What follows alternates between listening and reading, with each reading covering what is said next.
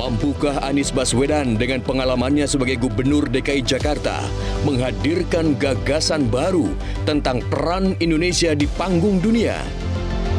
Apakah Prabowo Subianto dengan rekam jejak sebagai Menteri Pertahanan dapat menampilkan ide orisinil menjawab tantangan pertahanan dan keamanan?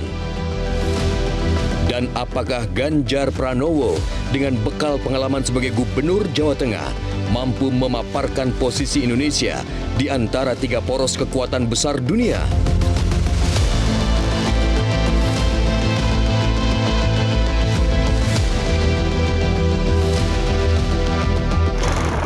Mampukah ketiga pasangan memberi solusi atas masalah alutsista, ancaman terorisme di Indonesia, tensi geopolitik yang tinggi yang mempengaruhi kebijakan ekonomi? Gagasan siapa yang memikat hati rakyat? Dari Istora Senayan, Jakarta, kami hadirkan debat ketiga Pilpres 2024.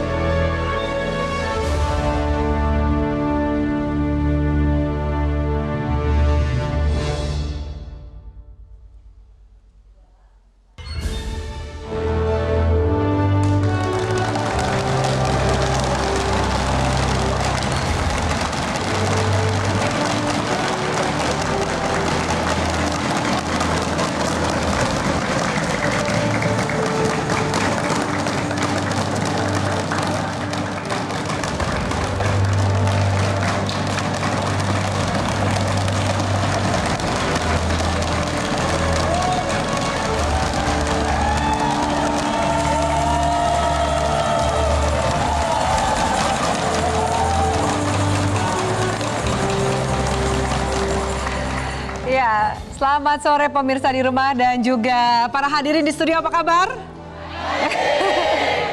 Pada malam hari ini kita akan menyaksikan tiga calon presiden, Anies Baswedan, Prabowo Subianto, dan Ganjar Pranowo yang akan dipertemukan dalam satu panggung debat.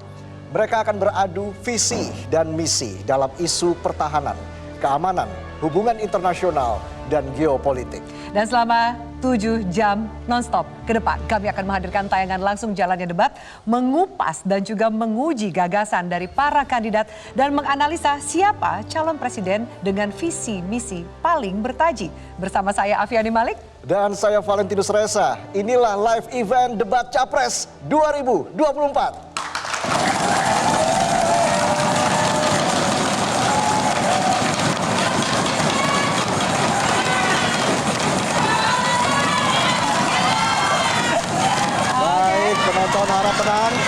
Harap tenang, oke. Oke, baik, saya perkenalkan perwakilan dari masing-masing paslon dulu yang hadir di Grand Studio pada sore hari ini. Dari Timnas Amin ada M. Farhan. Mas Farhan, halo, selamat sore. Waalaikumsalam. Mana suaranya? Iya. Oke, berikutnya. Berikutnya kita masih menunggu kehadiran dari perwakilan TKN Prabowo Gibran, Mas Rizky Natakusuma. Tapi saya juga ingin dengar suara dari para pendukung. Dari paslon 02.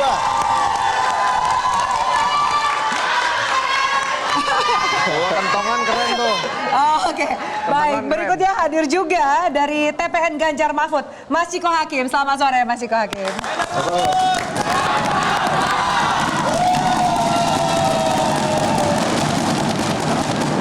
Iya, debatnya belum mulai, ini udah panas. Ya? Belum malam tapi sudah panas. Oke, baik. Ibu-ibu tenang dulu, tenang dulu. Nah, ini kita beri tepuk tangan kedua panelis yang hadir pada sore hari ini. Iya, yang pertama pengamat politik Profesor Ikrar Nusa Bakti. Selamat sore, Prof. Ikrar. Selamat sore. Selamat sore, Prof. Ikrar. Dan juga hadir mantan Duta Besar Republik Indonesia untuk Rusia, Bapak Hamid Awaludin. Pak Hamid, halo, selamat sore. Selamat sore, Pak Hamid. Iya, baik. Dan pemirsa langsung saja kita mulai. Inilah debat Capres 2024.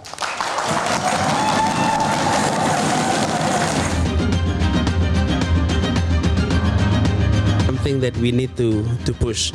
But if we are engaging more on the military and power related cooperations, it may shift our core principles of neutral, non-aligned state, and I think we need to maintain that status.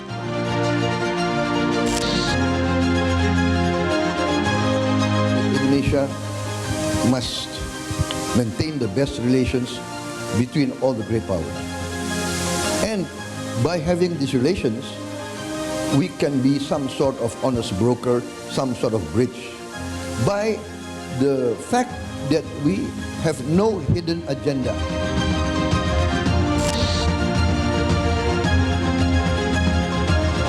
Kalau Pak Ganjar jadi presiden akan bekerja sama dengan Tiongkok saja? Tentu tidak. Kalau saya harus memberikan pengalaman, banyak kok negara-negara lain yang membantu kami.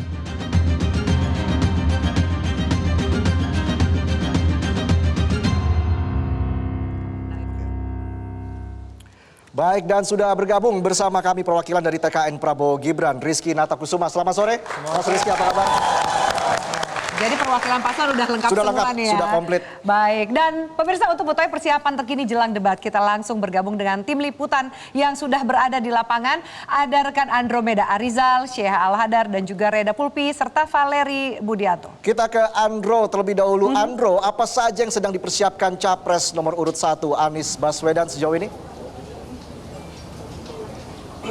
Ya, Reza dan juga Afi, kalau kami melihat memang sejauh ini persiapannya sudah dilakukan 100%, dilakukan oleh Timnas Amin. Bahkan untuk di kediaman dari Lebak Bulus ini nanti sekitar pukul 18.05 waktu Indonesia bagian Barat setelah melaksanakan sholat maghrib, Anies Rashid Baswedan akan berangkat dengan menggunakan mobil minibus untuk menjemput terlebih dahulu Gus Muhaimin. Nanti mereka berdua akan berangkat ke Istora GBK secara bersama-sama. Dan kalau kami melihat memang sejauh ini persiapan yang dilakukan oleh Anies Rashid Baswedan jelang debat ketiga ini tidak perlu diragukan lagi, karena memang dalam program ataupun juga agenda yang dilakukan oleh Anies, terutama dalam desak Anies ini, setiap harinya memang Anies selalu mendapatkan pertanyaan-pertanyaan apapun dengan topik apapun, termasuk juga terkait dengan kebijakan luar negeri, kemudian juga keamanan dan juga hubungan internasional antara Indonesia dengan negara-negara lainnya.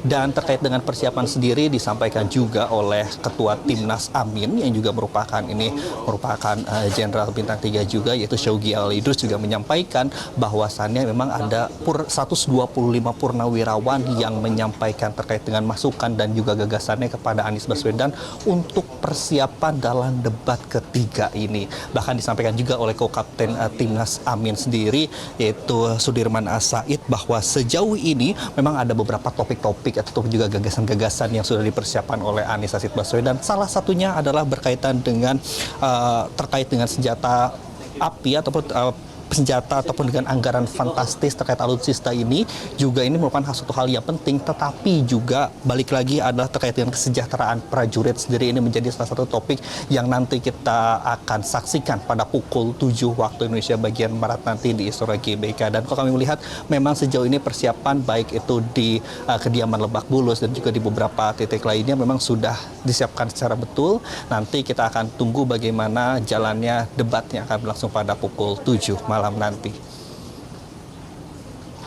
Afi dan juga Reza. Terima kasih Andro atas informasinya. Nanti kita akan kembali ke Anda untuk ikuti seperti apa perjalanan dari Capres nomor urut 1 ke lokasi debat. Sekarang kita akan ke lokasi persiapan Capres nomor urut 2 Prabowo Subianto. Ada Syekh Al-Hadar. Syekh, selamat sore. Bagaimana persiapan Pak Prabowo nih jelang debat ketiga pada malam hari ini?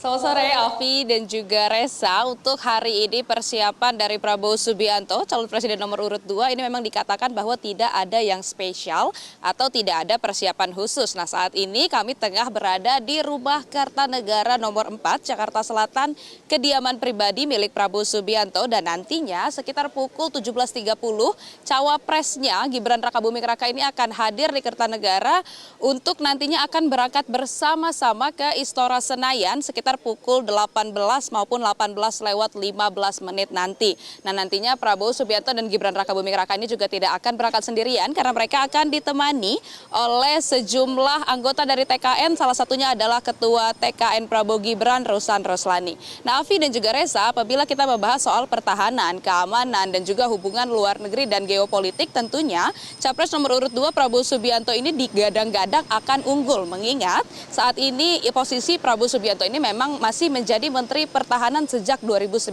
lalu. Dan tentunya di visi misi Indonesia Maju milik Prabowo Gibran ini juga memang konflik-konflik mengenai pertahanan, keamanan maupun juga hubungan luar negeri ini menjadi salah satu dasar-dasar pembentukan dari program kerja maupun juga asta cita milik Prabowo dan Gibran. Apabila kita melihat salah satu poin dari 17 program kerja Prabowo Subianto ini ada poin tentang pertahanan, keamanan dalam dan luar negeri serta hubungan internasional. Kemudian juga di asta cita ini terdapat di poin nomor 2 ada menjalankan strategi smart diplomasi terhadap luar negeri. Jadi tentunya memang Prabowo Subianto ini digadang-gadang sudah menguasai materi yang akan didebatkan pada malam nanti. Nah, apabila kita mengutip ungkapan dari Sekretaris TKN Nusron Wahid yang beberapa waktu lalu sempat mengungkap bahwa Prabowo ini memang tidak ada persiapan khusus, ia hanya membaca-baca buku dan juga mengupdate data-data terbaru tentang situasi terkini. Nah, nanti kita akan ikuti terus perjalanan Prabowo Subianto dan Gibran Rakabuming Raka dari Kertanegara 4 menuju Istora Senayan rencananya pukul 18:15. Sementara itu kembali ke Anda. Baik, terima kasih Sheha Al-Hadar. Kita akan lihat nanti, kita akan pantau terus seperti apa perjalanan dari Pak Prabowo Subianto dari Kertanegara ke lokasi debat malam ini. Kita beralih ke Reida Pulpi. Pulpi, bagaimana persiapan calon Presiden Ganjar Pranowo menjelang debat malam ini? Iya, Reza, Afi dan pemirsa, seperti pada debat perdana Capres pada Desember 2023 lalu, nanti dijadwalkan pada pukul 5 sore waktu Indonesia bagian Barat, Ganjar akan tiba di Gedung HIN di Jakarta Pusat. Nanti juga akan menyusul Mahfud MD untuk mendampingi. Kemudian nanti keduanya terlebih dahulu akan melakukan persiapan terakhir bersama dengan tim pemenangan nasional TPN Ganjar Mahfud di Gedung HIN di belakang saya ini. Nanti akan melakukan persiapan terakhir. Nanti sekitar pukul 17:30 waktu Indonesia bagian Barat, keduanya bersama dengan TPN dan juga sejumlah relawan nanti akan langsung menuju ke lokasi debat di Istora Senayan untuk melakukan debat kedua Capres pada malam hari ini. Dan kalau kita lihat untuk persiapan sendiri dari TPN maupun Ganjar menyatakan sudah siap, meskipun beberapa waktu yang lalu KPU mengumumkan ada 2 subtema tambahan. Namun Ganjar juga menyebutkan bahwa 2 subtema tersebut sebenarnya sudah ada pada subtema-subtema sebelumnya, sehingga ini tidak terlalu membuat Ganjar dan juga timnya kesulitan. Kemudian Ganjar juga menyebutkan bahwa sudah melakukan persiapan secara matang, dari TPN pun juga sudah melakukan persiapan termasuk bagaimana nantinya isu-isu apa saja yang akan dibawa ketika debat malam hari ini. Jadi nanti keduanya, Ganjar didampingi oleh Mahfud, akan langsung menuju ke Istora usai melakukan persiapan terakhir bersama dengan tim pemenangan nasional di Gedung HIN Menteng, Jakarta Pusat. Demikian. Baik, terima kasih Pulpi atas informasi dari Anda. Kita beralih ke selanjutnya ya. Dari persiapan 3 paslon tadi sudah disampaikan seperti apa persiapannya. Tidak lupa yang penting juga persiapan di lokasi atau venue debat ketiga yang saat ini berlokasi di Istora Senayan, Jakarta. Bagaimana situasi terakhir? Sudah ada rekan Valeri. Valeri, silakan. Seperti apa suasana persiapan jelang debat pada malam hari ini?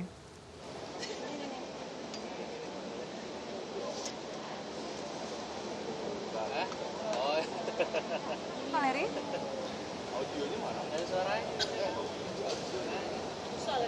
Ya, Afiani dan juga Reza, sejauh ini persiapan di Istora Senayan sudah hampir rampung, namun memang untuk tahapan finalisasi masih terus dilakukan, baik itu di dalam venue lokasi debat Capres ketiga maupun di lokasi luar maupun jalan-jalan di sekitar pengamanan area dari lokasi debat di Istora Senayan. Nah, untuk bisa kami gambarkan bahwa ada cukup perbedaan khususnya untuk lokasi debat, yaitu pintu yang menjadi pintu masuk dari para tamu undangan, baik itu tamu VIP dan juga VIP disatukan ke dalam satu pintu. Bisa dilihat bahwa nanti khusus untuk tamu VIP akan masuk melalui pintu sebelah kiri, dan juga untuk tamu VIP yang merupakan 75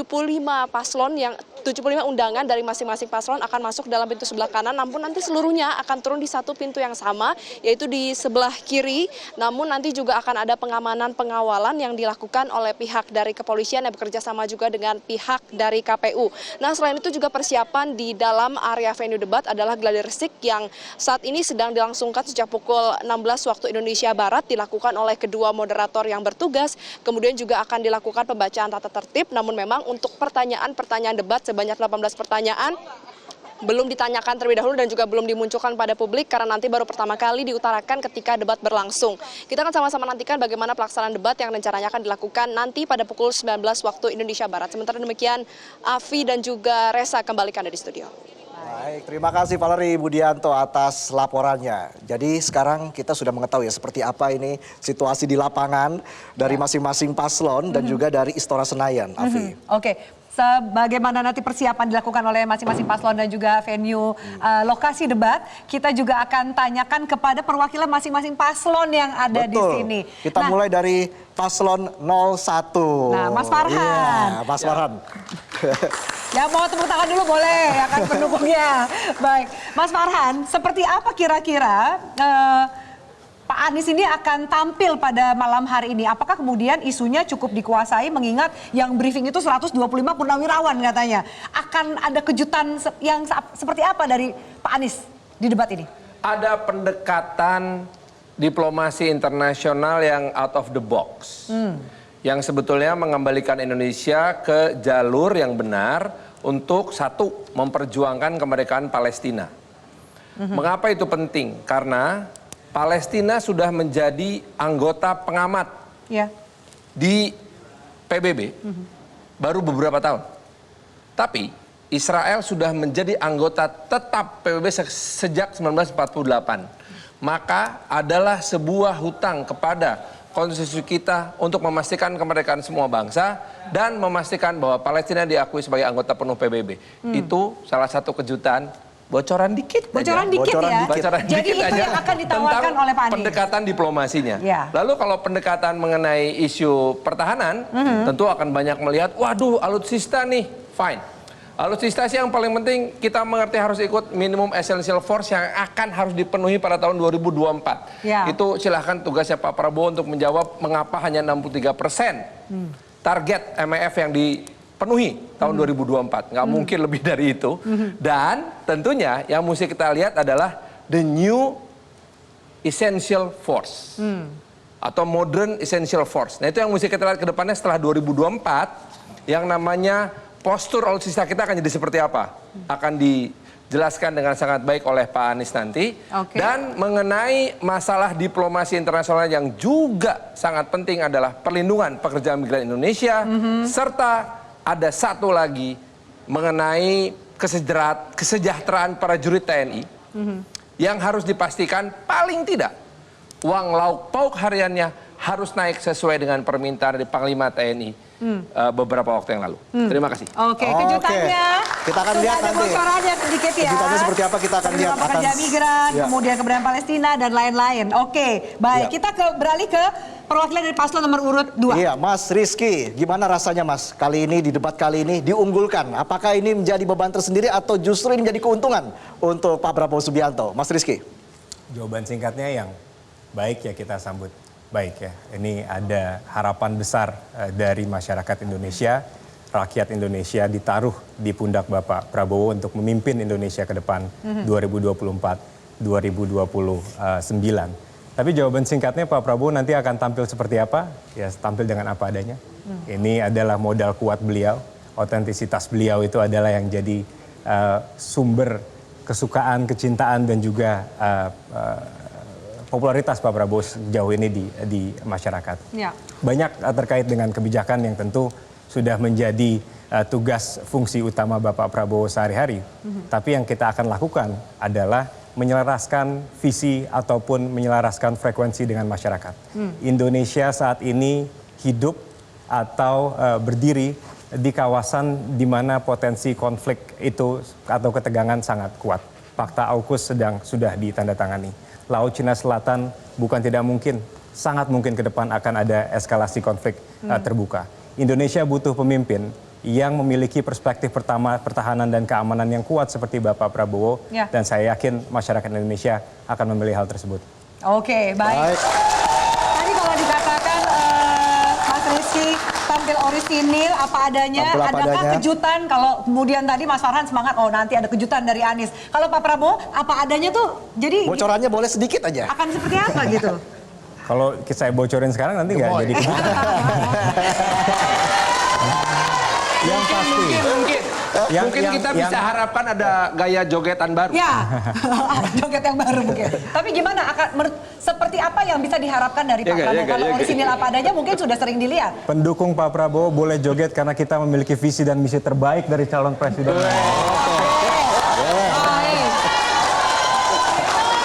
Tapi yang pasti, ini sahabat saya di komisi Kang Farhan.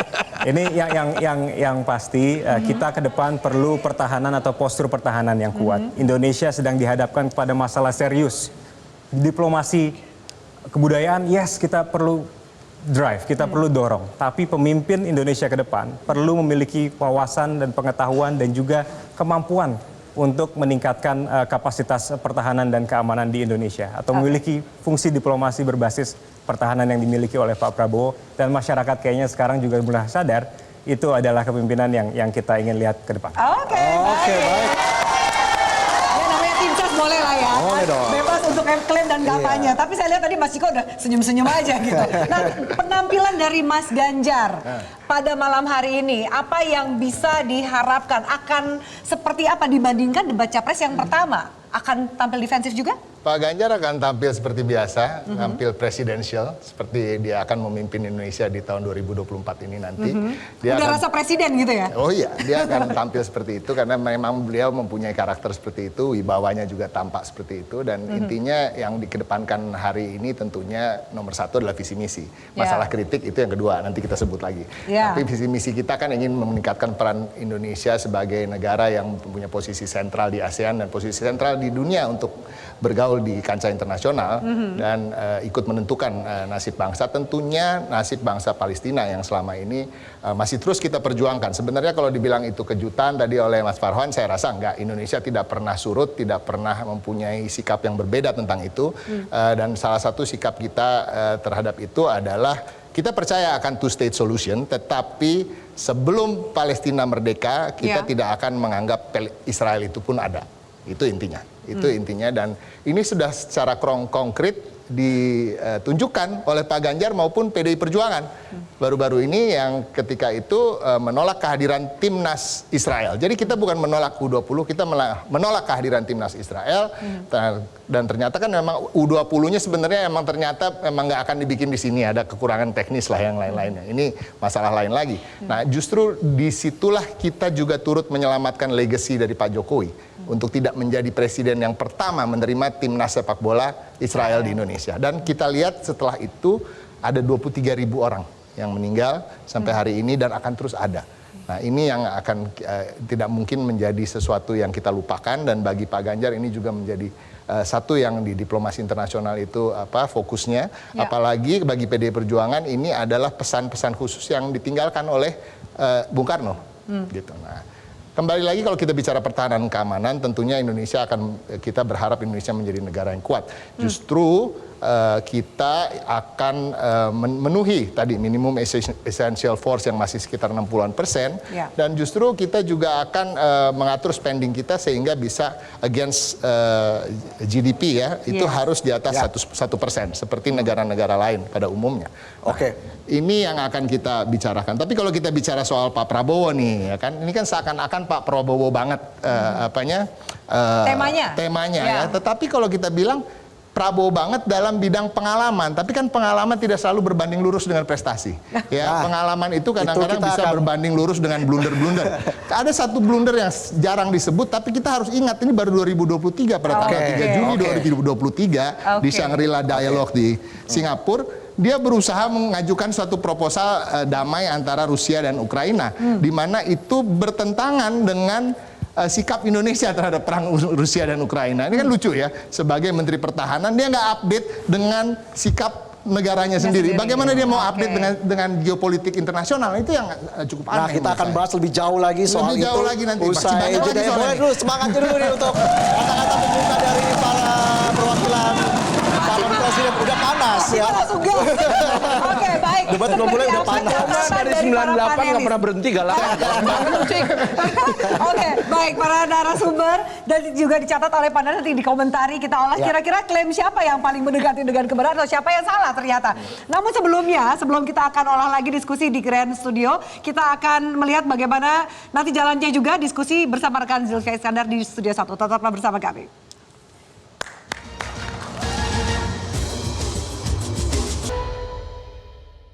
Dipersembahkan oleh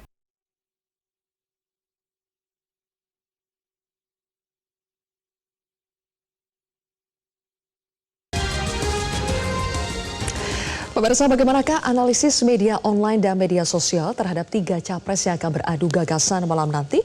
Sudah bergabung bersama saya ada senior analis Drone Emprit Rizal Nova Mujahid. Mas Nova, selamat sore. Selamat sore, Mbak. Baik, Mas Nova, sekarang kita akan langsung melihat bagaimana analisis yang sudah dilakukan oleh Drone Emprit terhadap media online dan juga media sosial. Yang pertama kita akan melihat total percakapan ya.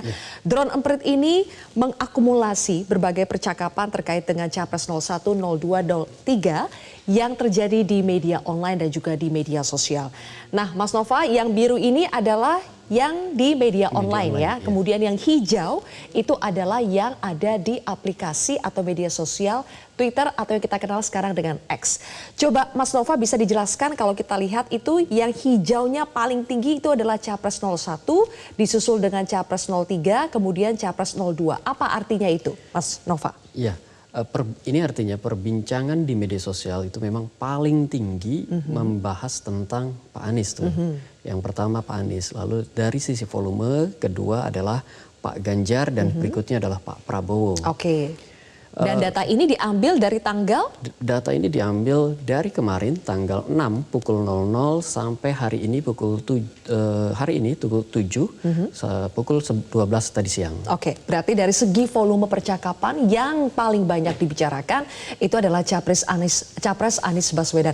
Mas Nova bisa dijelaskan apa sih yang paling banyak dibicarakan dari seorang Capres 01? Oke, Pak Anies ini volumenya paling tinggi karena dia ada 2 hal yang membuat orang membicarakan dia. Pertama adalah live TikTok dia. Beberapa kali dia sudah live TikTok dan terakhir ada dengan Pak Tom Lembong ya. Itu menarik sekali, menarik perhatian publik, terutama anak-anak muda. Anak Gen Z kalau kita bilang gitu. Lalu yang kedua adalah ramainya tagar nazar pemilu. Sebenarnya ini awalnya bukan tagar nih, ada saja orang yang menazar pemilu jika siapa menang gitu. Tapi kemudian ini langsung ditangkap oleh pendukung Anies dan nazar pemilu itu kemudian menjadi saya kira nazar yang identik sekali untuk mendukung Anies. Nazar pemilu ramai sekali. Oke. Itu 2 hal yang banyak mendorong percakapan positif, percakapan terhadap Anies. Oke. Kalau terhadap Pak Ganjar dan Pak Mahfud ini kebanyakan beririsan perbincangannya. Ialah tentang netralitas TNI. Kita tahu kemarin ada sejumlah relawan ya dari Ganjar Mahfud yang kemudian dianiaya oleh oknum TNI. Iya, demikian. Nah itu jadinya perbincangan tentang mereka agak beririsan. Baik, kita akan lihat bagaimana analisis sentimen kali ini terhadap masing-masing capres. Untuk Capres 01 boleh ditampilkan teman-teman, ternyata untuk sentimen positifnya itu juga yang paling tinggi ada 90% untuk Anies Baswedan, kemudian Prabowo Subianto positifnya 24%, sementara negatifnya itu 70%. Sementara untuk Ganjar sentimen positifnya 77% dan yang negatif itu 15%. Apa yang terjadi pada Capres 02? Mas Nova, kenapa sentimen positifnya ini 24%, sementara yang negatifnya itu 70%? Iya, Pak Prabowo ini menuai banyak sekali perbincangan negatif karena dia banyak mendapatkan kritikan publik dalam jelang debat ini ya. Terutama adalah terkait dengan program food estate. Kalau yang terkait dengan debat sekarang, program food estate itu kan dinilai, banyak yang menilai itu adalah program yang tidak berhasil. Yang kedua, kecurigaan atas tidak netralnya TNI. balik lagi itu insiden dengan antara oknum TNI dengan pendukung Ganjar. Banyak sekali yang berbicara tentang itu, terutama harus dikatakan pendukung Ganjar yang sangat kecewa atas TNI ya, oknum-oknum TNI. Apalagi pernyataan Kepala Staf Angkatan Darat Pak Maruli dinilai, banyak yang menilai itu cenderung membela anggotanya seperti itu. Oke, Nah, baik. itu yang menjadi penyebab perbincangan tentang Pak Prabowo negatif karena netralitas TNI. Netralitas TNI dipertanyakan, yang dipertanyakan karena dia dianggap mendukung Pak Prabowo. Baik, oke, kita akan sekarang melihat bagaimana top topik untuk masing-masing capres ya. Untuk Anies Baswedan, apa yang paling banyak dibicarakan? Tadi Mas Nova sudah sedikit mengulasnya. Bagaimana soal ini adalah untuk Anies Baswedan, top topiknya ada 84% itu terkait dengan tema debat 3, Mas Nova. Kemudian 60% pertahanan, 14% keamanan, 7% hubungan internasional, dan 2% ada geopolitik. Kalau kita lihat di sini ada kritik pernyataan Mohaimin tentang pembelian alutsista. Itu masuknya yang bagaimana, Mas Nova? Apakah itu masuknya ke pembicaraan yang paling banyak dan menuai hasil yang positif atau bagaimana? Kemarin Caimin berbicara tentang kenapa sih kita beli alutsista sedangkan dan seterusnya. Nah, publik melihat ini pernyataan yang tidak tepat dan mereka mengadukan ini kepada Pak Anies. Pak Anies, tolonglah itu cawapresnya diajari tentang civis pacem para bellum kalau tidak salah tentang itu, untuk mengejar peace, ya harus siap untuk berperang. Oke. Kira-kira seperti itu tuh, Mbak. Baik, itu yang 01 ya. Yang Bagaimana 01. top topik 02, kita akan lihat lagi. Untuk top topik 02, apa yang paling banyak?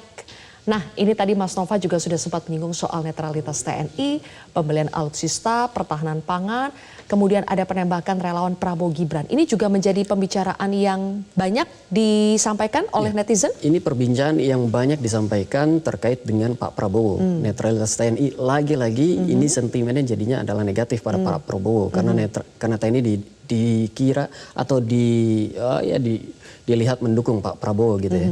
Pembelian alutsista juga cenderung negatif pada Pak Prabowo.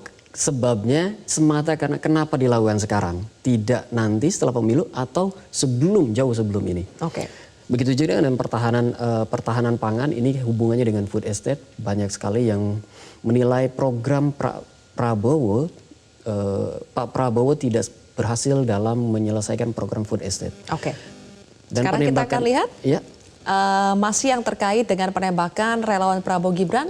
Apa yang disampaikan kebanyakan dari tema ini? Dorongan pada kepolisian untuk segera mengungkap ini. Dukungan kepada kepolisian? Ya, dorongan. Oke, dorongan ya. Oke, kita akan lihat top topik untuk Capres 03 Ganjar Pranowo yang paling banyak diulas. Di situ sudah diambil kesimpulannya, ada netralitas TNI, pertahanan era digital, kedaulatan pangan. Ada soal knalpot brong, intimidasi pada pendukung Gama, dan juga aman berekspresi. Jadi tema besarnya yang paling banyak dibicarakan itu apa kira-kira? Tema Mas besar ini kalau Nova? kita rangkum dalam satu kata adalah netralitas TNI. Netralitas TNI itu ya? Ya. Oke. Semata tentang itu. Oke. Dan ini kemudian juga berhubungan dengan perbincangan pada tema keamanan, itu kemudian berhubungan juga dengan apa yang disampaikan kekhawatiran netizen tentang posisi Polri jika Pak Prabowo menjadi presiden. Karena khawatir Polri yang tadinya konsisten di keamanan itu posisinya akan diganting atau digeser, bukan diganting, digeser oleh TNI. Kira-kira ada kekhawatiran seperti itu? Ada kekhawatiran seperti itu, baik. Itu adalah kira-kira apa yang menjadi isi percakapan media sosial, terutama di media sosial Twitter atau X ya, jelang debat nanti. Pasti nanti akan ada perubahan-perubahan lagi, dinamika yang terjadi pasca debat. Nanti kita akan ulas lagi, masih bersama dengan Mas Rizal Nova Mujahid. Tapi kita harus jeda terlebih dahulu, pemirsa. Nanti akan live event debat Capres akan kembali dilanjutkan oleh rekan Afiani Malik dan juga Valentrinus Reza. Mas Nova, thank you.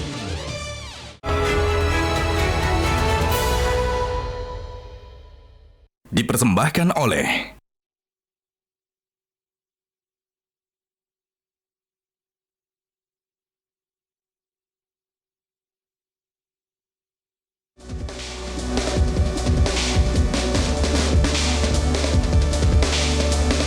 hemat kami berdampak dalam anggaran.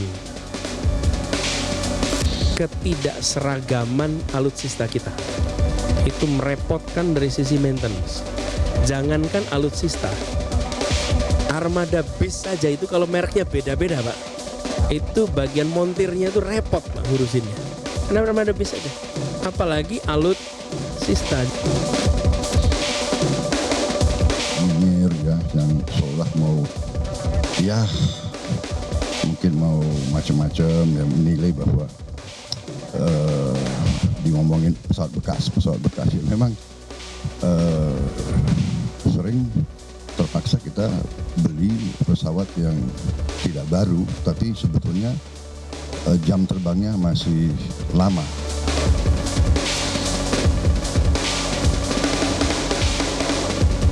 Oh, saya sangat optimis kan. Kalau soal menguasai debat, keputusannya sesuai nggak gitu aja. Ya. Dan kita tidak bisa lagi berbicara pertahanan kita tapi belinya pesawat bekas. Ya.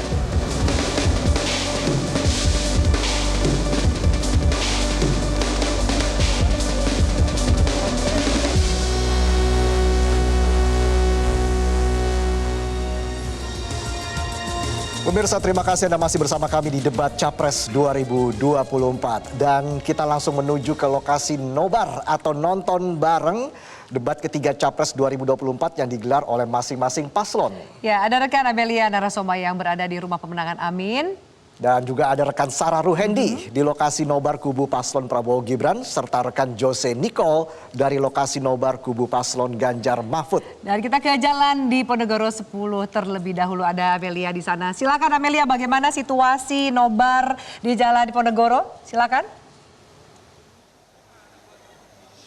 Baik, Afi dan juga Resa, situasi nonton bareng yang nantinya akan digelar pada pukul 19 waktu Indonesia bagian Barat di Jalan Diponegoro 10 Menteng Jakarta Pusat ini saat ini sudah lumayan ramai, namun memang relawan yang nantinya akan datang untuk melakukan nonton bersama masih belum sebanyak itu. Nah, di sini persiapan sudah rampung karena tadi tenda sudah disediakan oleh pihak Timnas Amin sendiri untuk menggelar acara nonton bareng ini dengan disediakan ya sound system yang memadai, juga ada proyektor, lighting, serta ada sekitar 150 kursi yang disediakan untuk relawan nantinya melakukan nonton bareng ini. Dan juga Afi serta Resa, jika kita melihat dan membandingkan dari debat Capres pertama di posko Timnas Pemenangan Anies Baswedan dan juga Muhaimin Iskandar ini ada rute yang sedikit berbeda. Pada debat Capres pertama, di mana dilakukan pada 12 Desember 2023 lalu, Anies Baswedan maupun Muhaimin Iskandar datang ke sini untuk menyapa para relawan dan langsung melakukan perjalanan untuk melakukan debat bersama. Namun kali ini kita mengetahui bahwa Anies Baswedan nantinya langsung akan melakukan perjalanan dari Lebak Bulus lalu menjemput calon wakil presidennya yaitu Muhaimin Iskandar dan langsung melakukan perjalanan ke Istora Senayan. Jadi tidak ada kunjungan dari Anies Baswedan maupun Muhaimin Iskandar pada hari ini di posko pemenangan Timnas Amin yang berada di Jalan Diponegoro 10 ini.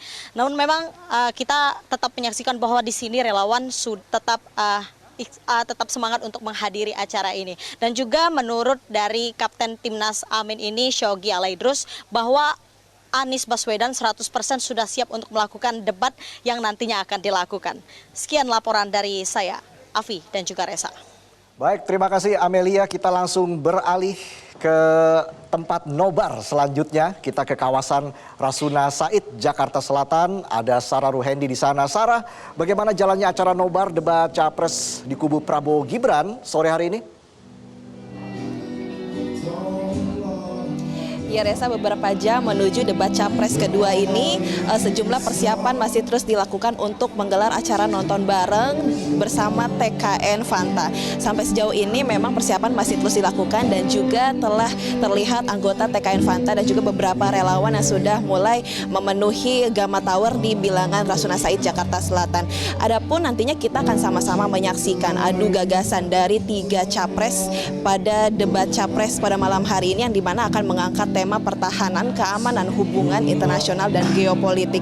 Nantinya untuk dari calon Presiden Prabowo Subianto ini akan menjabarkan visi misi yang dimana tertuang dalam program kerjanya dalam Asta Cita nomor 2 yang dimana Prabowo Subianto nantinya dalam untuk mempertahankan, untuk meningkatkan pertahanan dan keamanan Indonesia akan melakukan peningkatan dalam anggaran pertahanan secara bertahap untuk memenuhi kekuatan dan juga modernisasi alutsista TNI. Di samping hal itu juga nantinya akan melakukan pendekatan secara sejarah, budaya, kearifan lokal, sosial, ekonomi di daerah yang rawan konflik dan juga daerah yang rentan akan isu separatisme. Dalam konteks politik luar negeri nantinya Prabowo Subianto akan melakukan smart diplomasi dan juga akan menguatkan peran aktif Indonesia dalam konteks kerjasama bilateral dan multilateral. Nantinya visi misi dari Prabowo Subianto ini akan semakin digali oleh para panelis melalui pertanyaan-pertanyaan yang telah disiapkan pada debat capres pada malam nanti. Demikian Reza, kembali ke Anda. Baik, terima kasih Sarah atas informasinya. Kita lanjut ke kawasan Menteng, Afi. Ya, ke kawasan Menteng, Jakarta Pusat, ada rekan Jose Nicole di sana. Ya, Jose, selamat sore. Apakah para pendukung paslon Ganjar Mahfud sudah bersiap-siap untuk nobar atau nonton bareng debat capres malam nanti?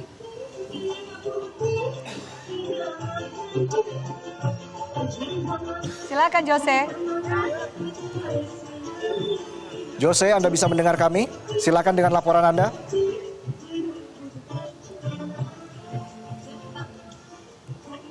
Baik, tampaknya Jose mengalami kendala audio ya, Afi. Dan kita masih menunggu. Apakah kita masih menunggu informasi dari Jose? Baik, kita skip dulu, nanti kita nantikan informasi terbaru dari kawasan Menteng dari Jose Nicole.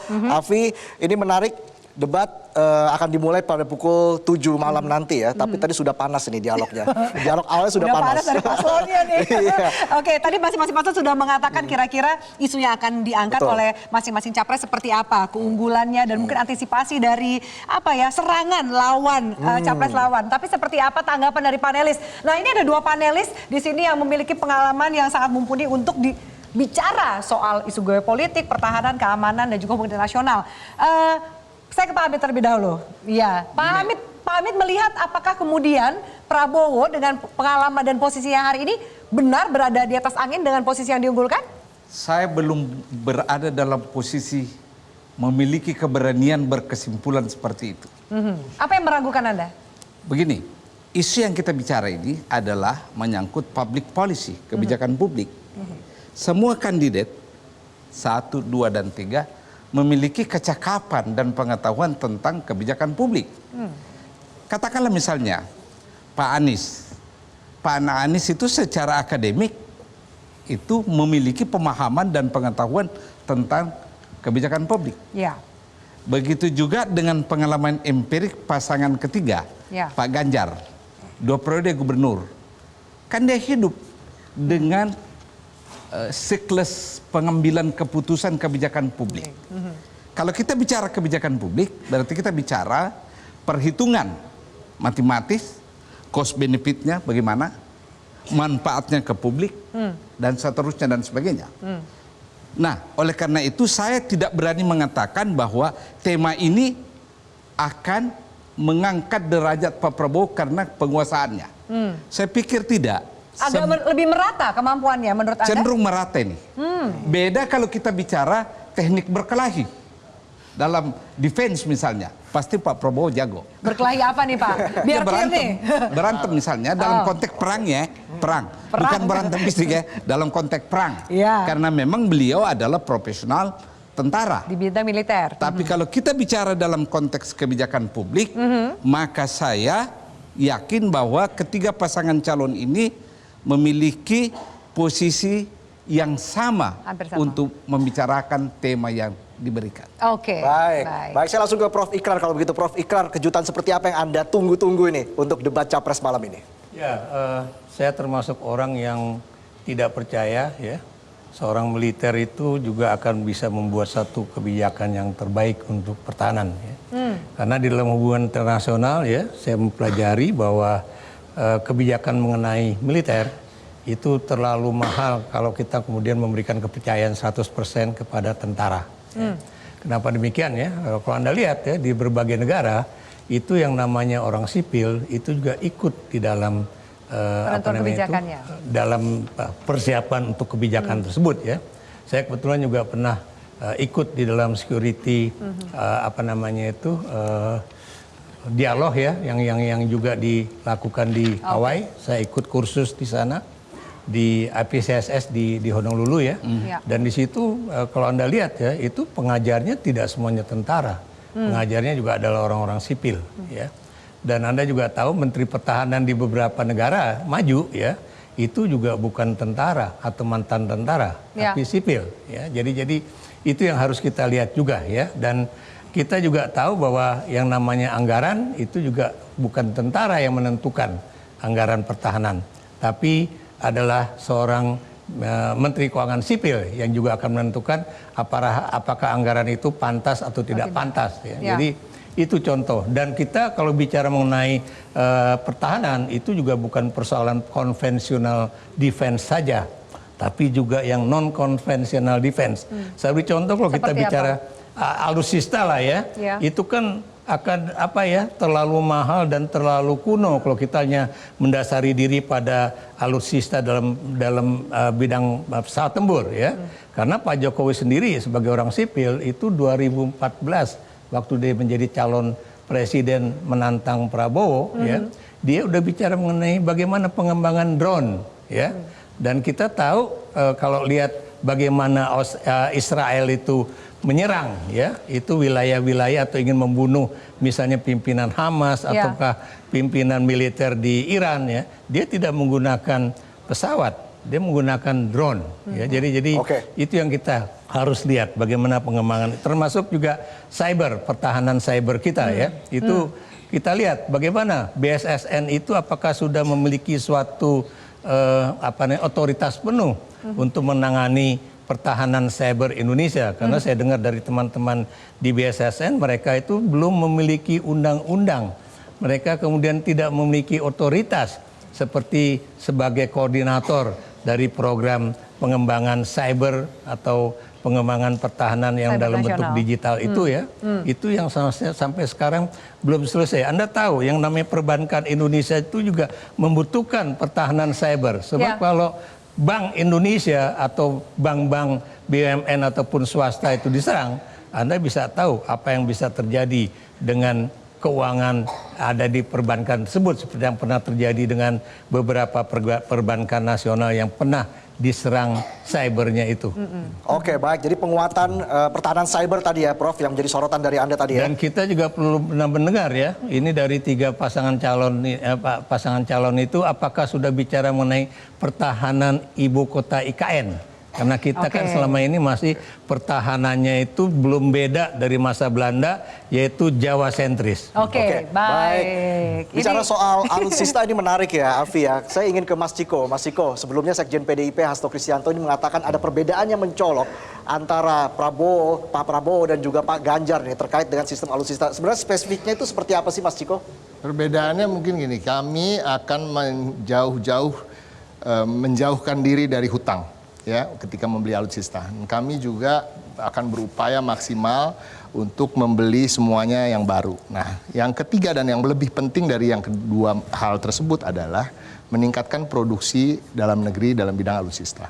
Nah, kita itu ingin meningkatkan itu dan lebih banyak anggaran itu akan dipakai untuk investasi. Tapi kalau kita bicara soal anggaran, sebenarnya sama juga, kita ingin ada minimum essential force itu tercapai. Kita ingin spending defense system itu against the GDP itu 1% ke atas. Nah itu sebenarnya sama. Tetapi yang lucu kan ini, Pak Prabowo itu ingin menaikkan anggaran di situ, tapi mau impor sapi 1,5 juta ekor sapi buat susu, ya kan? Mau keluarin 400 triliun buat makan gratis. Nah ini yang kadang-kadang masyarakat harus tahu, agak-agak serampangan gitu. Dia melempar-lempar angka, seakan-akan kita punya APBN itu berapa? 10.000 triliun gitu atau 20.000 triliun gitu. Nah, kalau udah dihitung saya rasa bisa sampai segitu dengan apa angka-angka yang dia sebutkan tadi. Maksudnya dan program-program yang nggak masuk akal, tidak masuk akal. Tetapi ada satu hal lagi, kita juga akan menyelaraskan pembelian alutsista kita maupun manufacturing alutsista kita dengan kemajuan teknologi. Jadi 5.0, nah kita bicara soal angkatan siber misalnya. Nah, kita juga akan mempertimbangkan dan akan menjalankan yang menciptakan angkatan siber di Matra Baru di TNI nanti. Dan ini udah ada di negara-negara lain. Nah, kalau kita bicara siber, saya ingin ini diferensiasinya soalnya dengan paslon yang lain. Kita bicara siber karena itu yang menjadi alat penting. Karena apa? Ketika PLN kita diserang misalnya dengan siber, ya setelah diserang dengan siber, mereka datang dengan pesawat ala-ala pun bisa hancurin kita. Nah itu yang kita ini menarik karena akhirnya baru ada yang bicara soal cyber. Nanti kita bahas usai jeda. Ini ada dalam visi misi kita. Jadi saya termasuk juga tanggapan dari Mas Rizky, duitnya dari mana gitu kan? Karena soal utang ini sensitif banget nih buat masyarakatnya. Dijawab usai jeda. Pemirsa tetaplah bersama kami.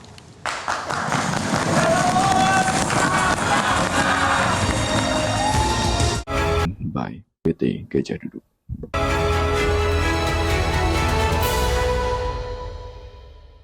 Dipersembahkan oleh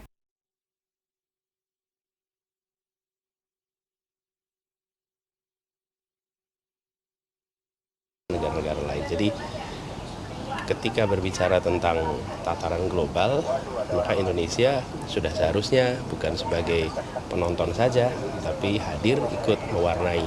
Dan itulah sesungguhnya Indonesia dari dulu ya begitu. Para pendiri Republik ini bukan saja pribadi-pribadi yang dihormati di dalam negeri, tapi juga pribadi-pribadi yang namanya jadi rujukan di Asia, namanya jadi rujukan di dunia.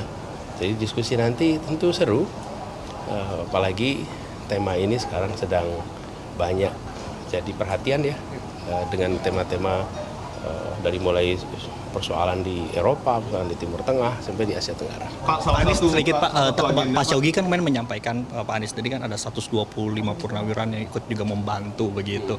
Nah tanggapannya seperti apa dan masukan-masukan apa saja begitu Pak ini Pak? Ya, terima kasih sekali para purnawirawan itu memberikan masukan atas apa yang selama ini terjadi dan bagaimana improvement atau perbaikan harus dilakukan. Tapi detailnya tentu saya nggak bisa cerita di sini ya. Tapi bersyukur saya dapat masukan. Pak, salah satu keturunan misi ke-7 Bapak di visi misi kan ada salah satu itu poinnya adalah mewujudkan profesionalitas TNI. Kalau kita lihat di belakang ada fenomena TNI yang kemudian memukuli relawan. Bapak melihat ini sebagai sesuatu yang harus diperbaiki, Pak?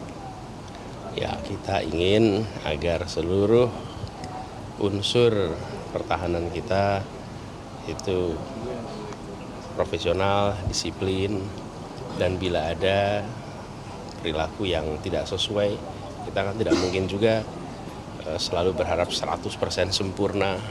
Selalu saja ada kejadian 1, 2, nah begitu ada kejadian, maka pendisiplinan menjadi penting. Karena dengan adanya pendisiplinan itu pesan bagi semua, jangan hal itu berulang dan jangan yang lain mengerjakan.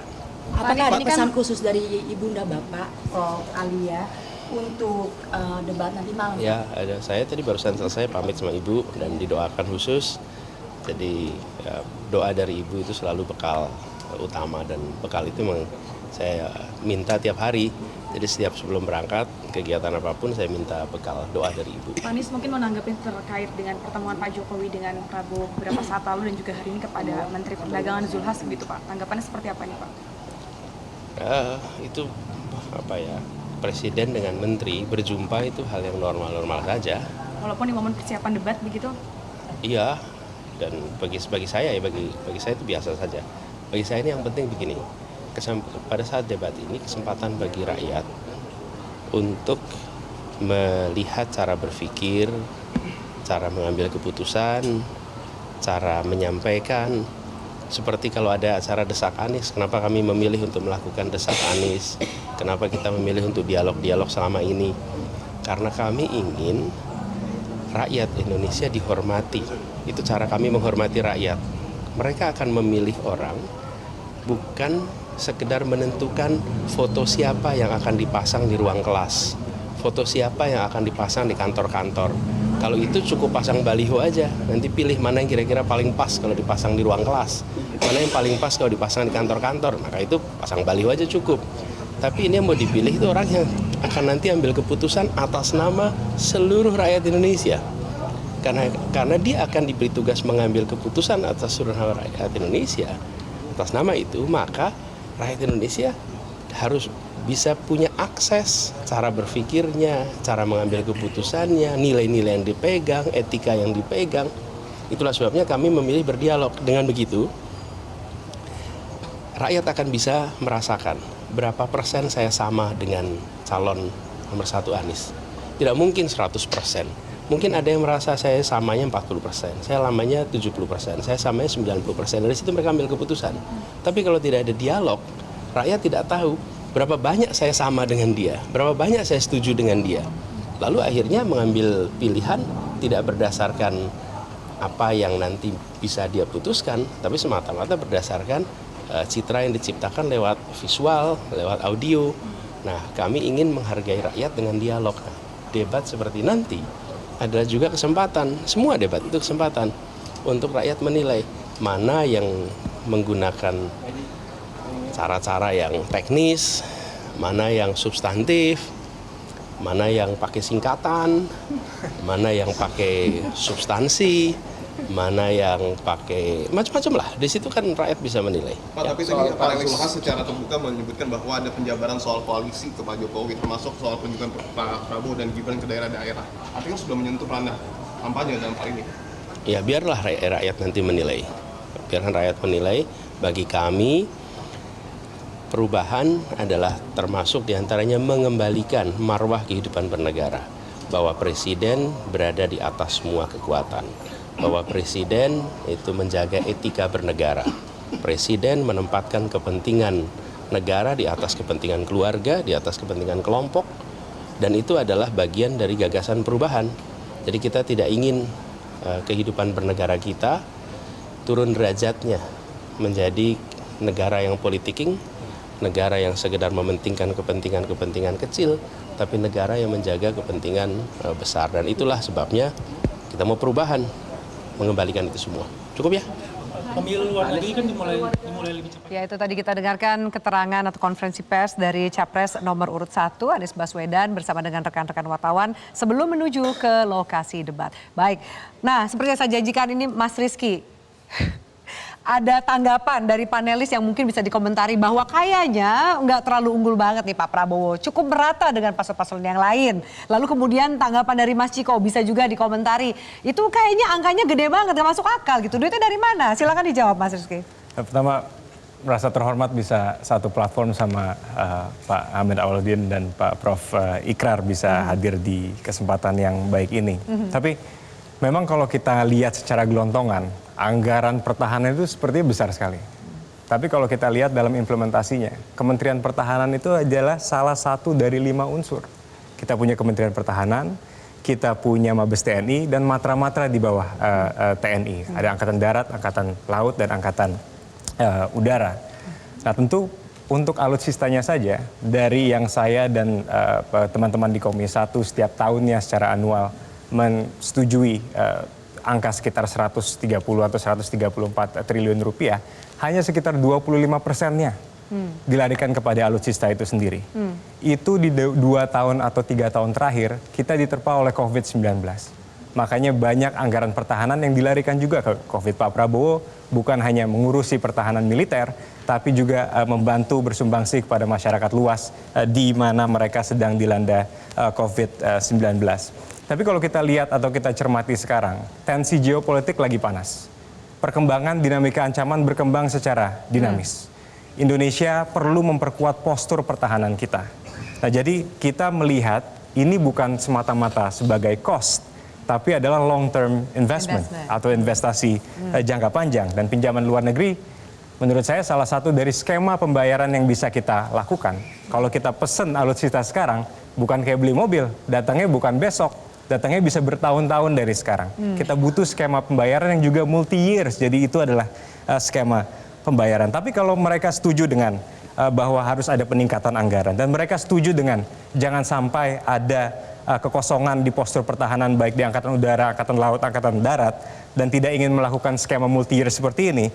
Artinya mereka setuju untuk membebani APBN sekarang yang sangat minim di tengah adanya keterbatasan fiskal, mereka harus jelaskan. Kalau tidak mau skema multi-years, dari kementerian mana yang mereka ingin ambil? Impor sapi 1,5 patahannya. juta sapi. Dari kementerian apa yang mereka bisa colong duit itu untuk hal-hal seperti ini. Faktanya masyarakat tahu kenapa isu ini dijadikan isu politik yang hangat, karena Pak Prabowo mendapatkan kepercayaan yang besar dari masyarakat dan Pak Prabowo akan melaksanakan tugasnya dengan baik ke depan. Oke, baik.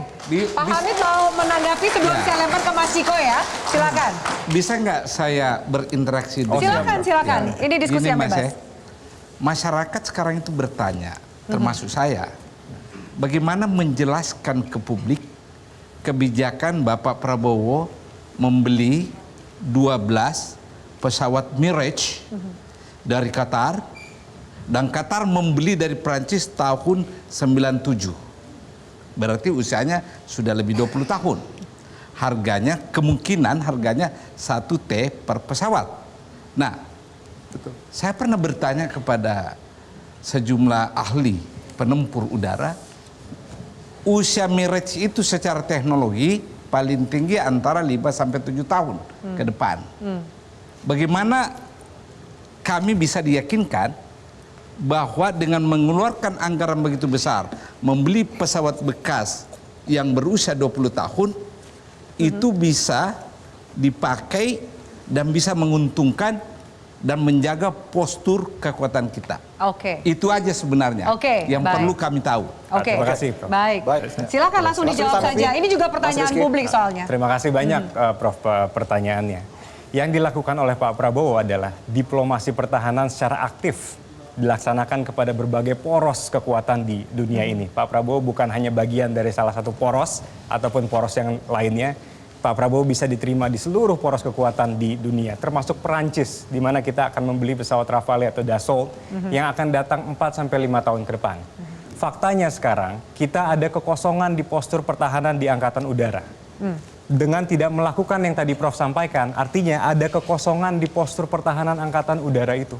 Dan kita tadi sudah menjelaskan, tensi geopolitik baik di kawasan regional ataupun di tingkat internasional sekarang masyarakat sudah sangat paham.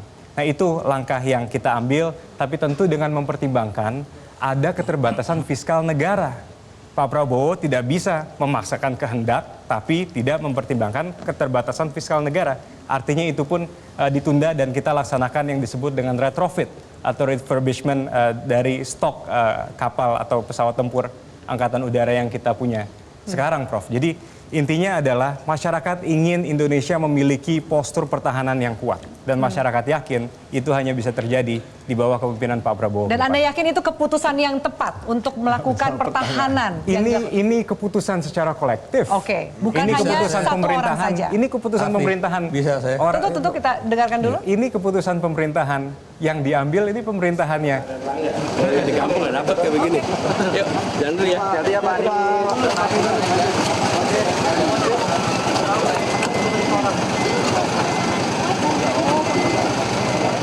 Menuju ke Istora Senayan. Oh, jemput Pak Muhaimin dulu. Iya. Sambil kita lihat bagaimana situasi di lapangan. Baik, bahwa itu keputusan yang kolektif. Itu kalimat terakhir dari Mas Rizky. Itu keputusan kolektif. Itu keputusan pemerintahan yang didukung oleh partai-partai pendukung Pak Jokowi dari 2024 ke 2029. Saya kira mereka punya direct access untuk berkonsultasi kepada Presiden.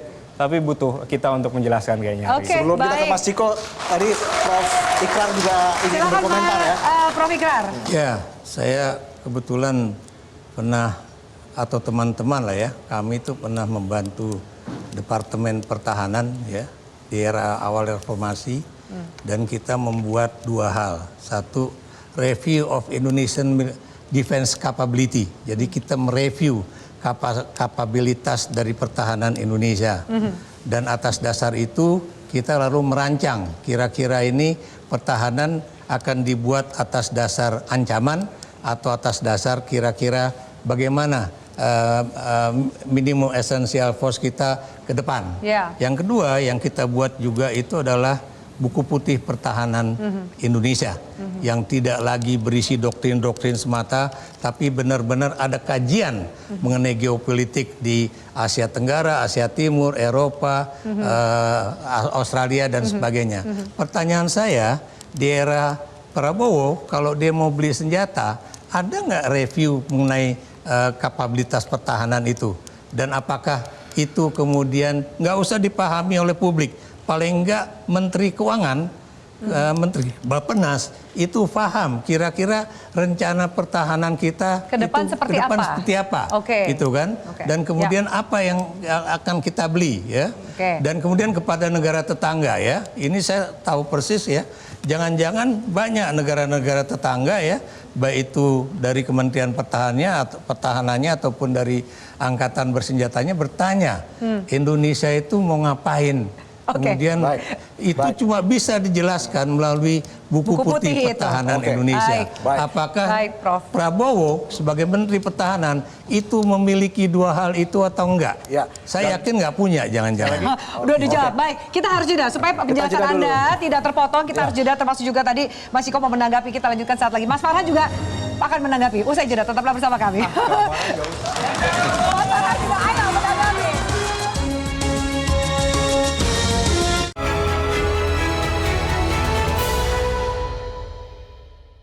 Dipersembahkan oleh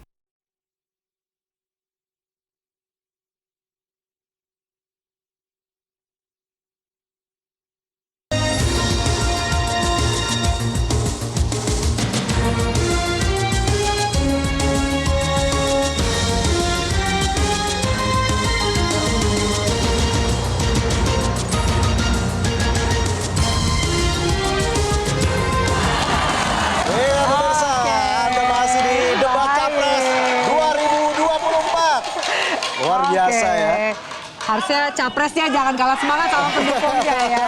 Oke, terima kasih. Ya, baik.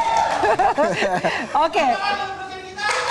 Iya, baik. Harap tenang para pendukung. Saya langsung ke Mas Rizky dulu. Mas Rizky tadi ada tanggapan? Soal buku putih, kalau Prof Ikrar mengatakan saya yakin nggak punya. Seberapa penting dan apa iya nggak punya kita buku putih pertahanan? Ya, ini yang menjadi pembahasan di akhir-akhir ini. Tentu buku putih yang dimaksud adalah pemetaan secara umum terkait dengan lingkungan strategis kita, resiko geopolitik kita, dan lain sebagainya. Tapi terkait dengan kebijakan untuk pembelian alutsista itu sendiri, pertama kita punya kebijakan umum pertahanan negara, Jakumhanak.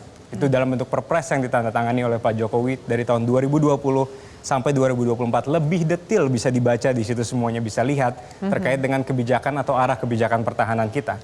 Untuk pembelian alutsista kita ada minimum essential force yang dibuat, dicanangkan di bawah kepemimpinan Bapak Presiden SBY. Waktu itu kita harus ingat dari 98 ke 2008 kita ada vakum modernisasi alutsista di bawah kepemimpinan Pak Prabowo. Karena COVID kemarin sempat terhambat, tapi kita harus bisa tingkatkan di situ. Tapi untuk yang kita nggak bisa lakukan adalah membeberkan segala kebutuhan postur pertahanan Angkatan Darat, Angkatan Laut, Angkatan Udara ke lawan dan kawan kita. Baik di kawasan regional ataupun di internasional. Itu rahasia ya? Confidential? Kita all for transparency, kita pengen buat semuanya transparan, tapi kita nggak mungkin mau membeberkan apa yang kita mau beli dari tahun sekarang sampai tahun 2029. Itu bisa memicu ketegangan di kawasan, itu bisa memicu hal-hal yang kita tidak inginkan dari kaum-kaum atau dari pihak-pihak tertentu. Kita tidak akan menggunakan kedaulatan negara dan juga potensi kita untuk bisa melaksanakan hal tersebut sebagai permainan politik yang kita observe atau kita amati sejauh ini. Oke, itu saja. Oke, baik. Kalau gitu saya langsung ke Mas Ciko terlebih dahulu ya sebelum saya ke Mas Farhan. Mas Ciko, kalau kita bicara spesifik soal alutsista, artinya dengan alasan long investment, apakah memang pembelian alutsista dengan utang itu sebuah hal yang lumrah? Mungkin iya, mungkin juga bisa dilakukan, tidak juga. Karena intinya kan kita juga bisa melakukan hal-hal yang sesuai dengan kebutuhan kita sekarang. Tapi saya ingin kembali mengkritisi soal pembelian Mirage 2000-5 ini yang ditunda katanya. Tapi sebelum ditunda pun, delivery-nya juga nggak langsung. Itu harus diketahui oleh publik. Delivery-nya adalah 2 tahun. Nah, dia belinya melalui agen, melalui broker yang namanya Excalibur dari Cekoslovakia. Nah, dan harga yang tadi dipertanyakan oleh Prof Hamid itu sebenarnya kan belum dijawab juga. Dia harganya begitu fantastis, hampir 70 juta dolar per unitnya, dari dikalikan 12, ya kan? Nah, ini juga sebenarnya di situs-situs defense yang ada di dunia, saya tidak pernah menemukan angka di atas 54 juta dolar untuk 2000-5 versi baru, produksi baru. Nah ini juga lagi ada tawar-menawar antara China dengan Prancis. Prancis bahkan ingin menurunkan harga 20% dari 54 juta dolar itu dengan kelengkapan misil dan lain-lain. Jadi sebenarnya pertanyaan kita adalah bukan masalah hanya hutangnya aja, tapi hutang yang selalu dibilang, tapi kan hutang untuk pembelian alat defense itu bunganya rendah, 2% per tahun dan lain-lain. Tapi kalau ada dugaan ya, markup sehingga sekian juta, 10 juta dolar, ini patut dipertanyakan, sehingga juga itu yang menjadi beban terhadap fiskal kita. Jadi kan ini fiskal kita beban, kalau normal mungkin nggak beban. Gitu. Oke. Jadi ini angkanya yang nggak normal. Angkanya dan menurut kami tidak, abnormal dan tidak gini, ada penjelasan normal kepada tidak publik. normalnya harus kita soroti sekarang dan harus dijawab dengan sejujur-jujurnya. Oke. Dengan baik. transparan tadi. Masih mau nambahin ya. Silakan. Mas Farhan. Mas Rizky dulu mau menanggapi. Oke, Mas Rizky. Oke. Gimana Apa Mas yang Rizky? disampaikan sama Mas Farhan, oke. Kang Rizky tadi bagus sekali bahwa memang selama masa COVID ada 11 triliun rupiah refocusing APBN untuk alutsista untuk tujuan menghadapi COVID-19 tahun 2020-2021. 11 triliun rupiah tersebut disetujui oleh DPR RI Komisi 1 khususnya untuk pembangunan dan peningkatan fasilitas rumah sakit Kemenhan dan rumah sakit TNI untuk COVID. Rumah sakitnya baru jadi tahun 2023. Apakah masih ada COVID? Itu sebuah pertanyaan besar tentang bagaimana pengelolaan anggaran tentunya. Itu yang pertama. Yang kedua, pertanyaan dari Pak Dubes Hamid tadi, beliau ini mantan Dubes, jadi harus sebut Dubes terus, walaupun mantan Menteri. Dan juga Profesor Ikrar adalah ya. Dubes juga. Menimbulkan Dubes juga ya. Ya. Menimbulkan pertanyaan buat saya. Ini Menhannya koordinasi nggak sih sama Menko Polhukamnya? Silahkan dijawab. Udah, itu aja. Oke, Iya. baik. Mas Rizky mau menjawab. Ada durasi 2 menit, silakan sebelum saya potong. Silakan. Ya, pertahanan bukan hanya pertahanan militer. Kemarin dinamika ancaman kita, makanya setiap review ataupun apapun yang kita buat perencanaan di tahun 2019, nggak mungkin bisa nge-foresee atau melihat kita akan dapat COVID di tahun 2020. 2020 dibuat, nggak mungkin kita bisa lihat ada perkembangan secara dinamis dan berkembang secara cepat terkait dengan fakta AUKUS yang dibuat. Pak Prabowo ikut andil dalam mengurusi COVID-19, yes kita setuju. Tapi ini datang kritikan soal anggaran pertahanan dari paslon, ini calon wakil presidennya, yang pada saat ditanya visi misi utamanya terkait dengan pertahanan apa, visi misinya bilang mereka akan membangun sistem pertahanan antariksa. Oke. Kalau boleh saran, kita fokus lawan-lawan kita yang ada di bumi dulu, baru kita urus yang di luar sana. Kita jeda dulu. Kita akan elaborasi lagi penjelasan dari perwakilan Bersama dengan paslon panelis juga di dan sini. panelis usai jeda. Tetaplah bersama kami. Ganjar Mahfud!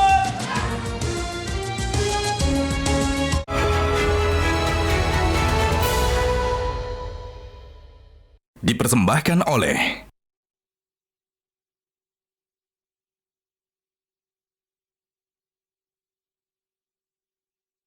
Di sini ke ini aja.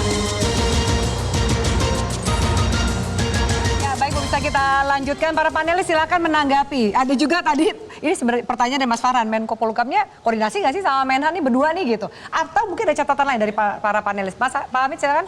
Prof dulu. Oke, Prof dulu silakan. Kayak jadi kami berdua ini persoalan- kasdut ya. Bekas duta.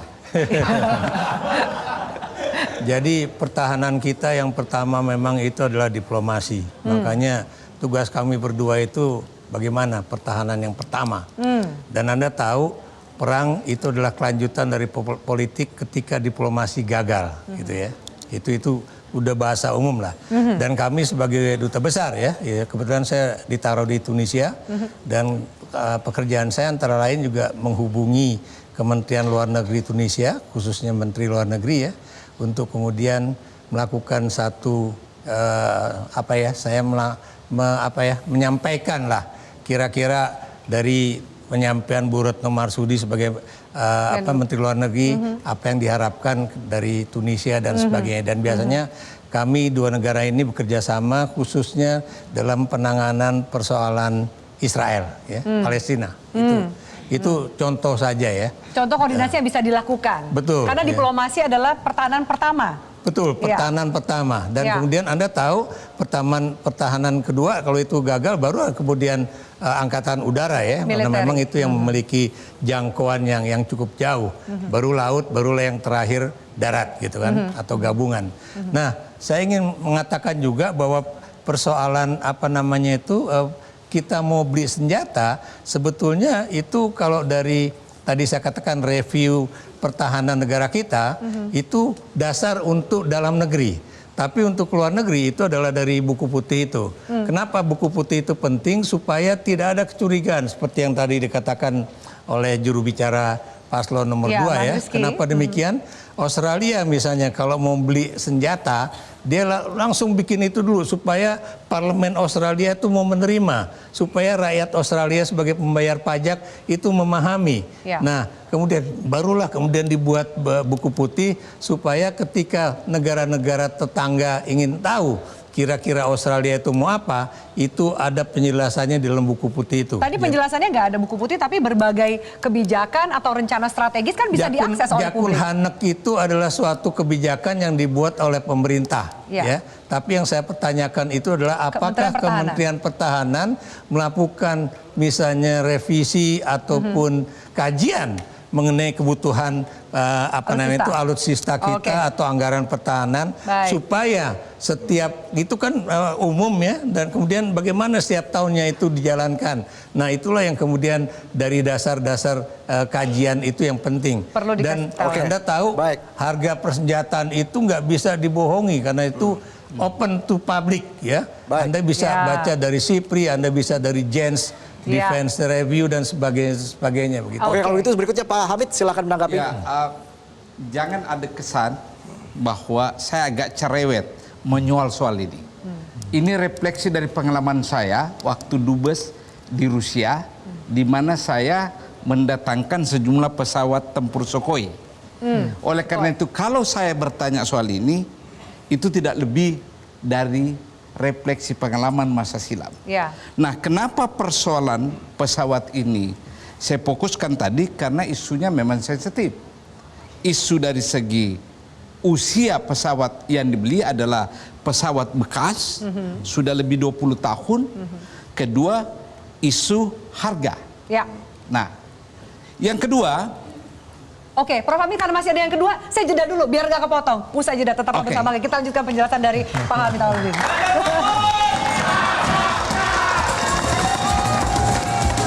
Pemimpin yang mempersatukan, menciptakan rasa damai untuk Indonesia yang berdaulat. Prabowo Gibran.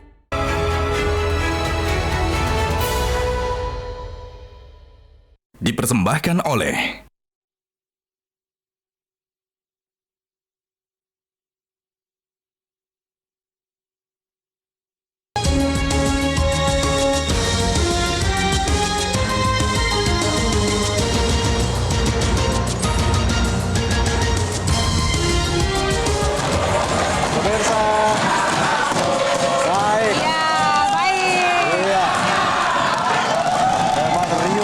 ya di studio Grand Metro TV saat ini ya Afi. Baik, terima kasih para supporter, terima kasih banyak untuk memeriahkan suasana di Grand Studio. Pak Hamid tadi maaf saya potong sebelum penjelasan Anda yang kedua, yang sebelumnya Anda masih mengkritisi soal kontrak pembelian pesawat 12 pesawat tempur Mirage 2005 dari Qatar. Poin berikutnya Pak, silakan. Di luar ini konteksnya saya hanya mau memberi evaluasi sedikit kepada masing-masing yang mewakili. Oke. Pertama, yang mewakili paslon 3 memang luar biasa ilmu menyerangnya ini. Jago. Kedua, adik saya yang mewakili paslon nomor 2 luar biasa kemampuan bertahannya. Bertahannya, ya. Jadi memang baik, kita dengarkan dulu penjelasan dari panelis, silakan. Jadi memang adik kita ini mewakili Menteri Defense. Pertahanan. Jago bertahan. Jadi defense terus ya? Defense jago ini. Baik. Evaluasi saya ke Mas Farhan. Siap. Dia menempatkan diri dalam posisi ingin mengemukakan sesuatu tanpa berada dalam tataran menyerang atau defense. Itulah. Anda adalah ya, maksudnya cari aman, Pak Hamid. adalah diplomasi. Ya. Hanya satu yang ingin saya sebenarnya tekankan tadi pada Mas Farhan. Awis Mas Farhan mengatakan, kalau saya mau menyelesaikan Israel, maka yang pertama saya mau lakukan adalah menyelesaikan masalah internal Hamas. Palestina, antara Hamas dengan Al-Fatah. Ya. Karena kuncinya ada di situ. Ya. Nah, terakhir saya semakin yakin memang dari teman-teman Paslon 2 bahwa ide dan isu satu putaran itu adalah kebijakan, bukan sekedar isu. Ada kebijakan gimana maksudnya? Kebijakan dari para pengusung pasangan ini satu putaran. Hanya perlu saya ingatkan adik-adik, isu satu putaran itu jangan sampai jadi backfire. Persepsi publik mengatakan Anda menuntut satu putaran, jangan-jangan memang karena pasangan ini di backup oleh kekuasaan sehingga yakin satu putaran. Siapa? Mohon tenang para pendukung. Boleh dong saya bicara lagi dikit. Baik. Mohon pendukung jangan menginterupsi saat panelis dan perwakilan paslon sedang berbicara. Oke, silakan dilanjutkan. Oke, tapi kita harus jeda dulu. Oke, baik, kita akan jeda. kembali setelah kumandang azan maghrib berikut ini.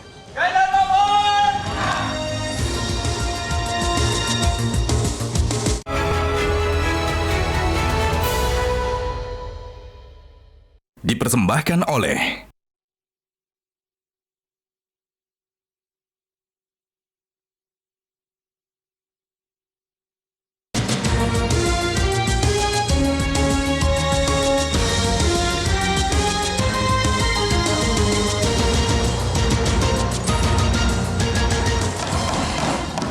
Ya, malam ini pemirsa kita akan menyaksikan bersama debat calon presiden dengan tema pertahanan, keamanan, hubungan internasional dan geopolitik yang akan berlangsung sangat seru dan tentunya dari ketiga capres akan kebukakan strategi mereka masing-masing.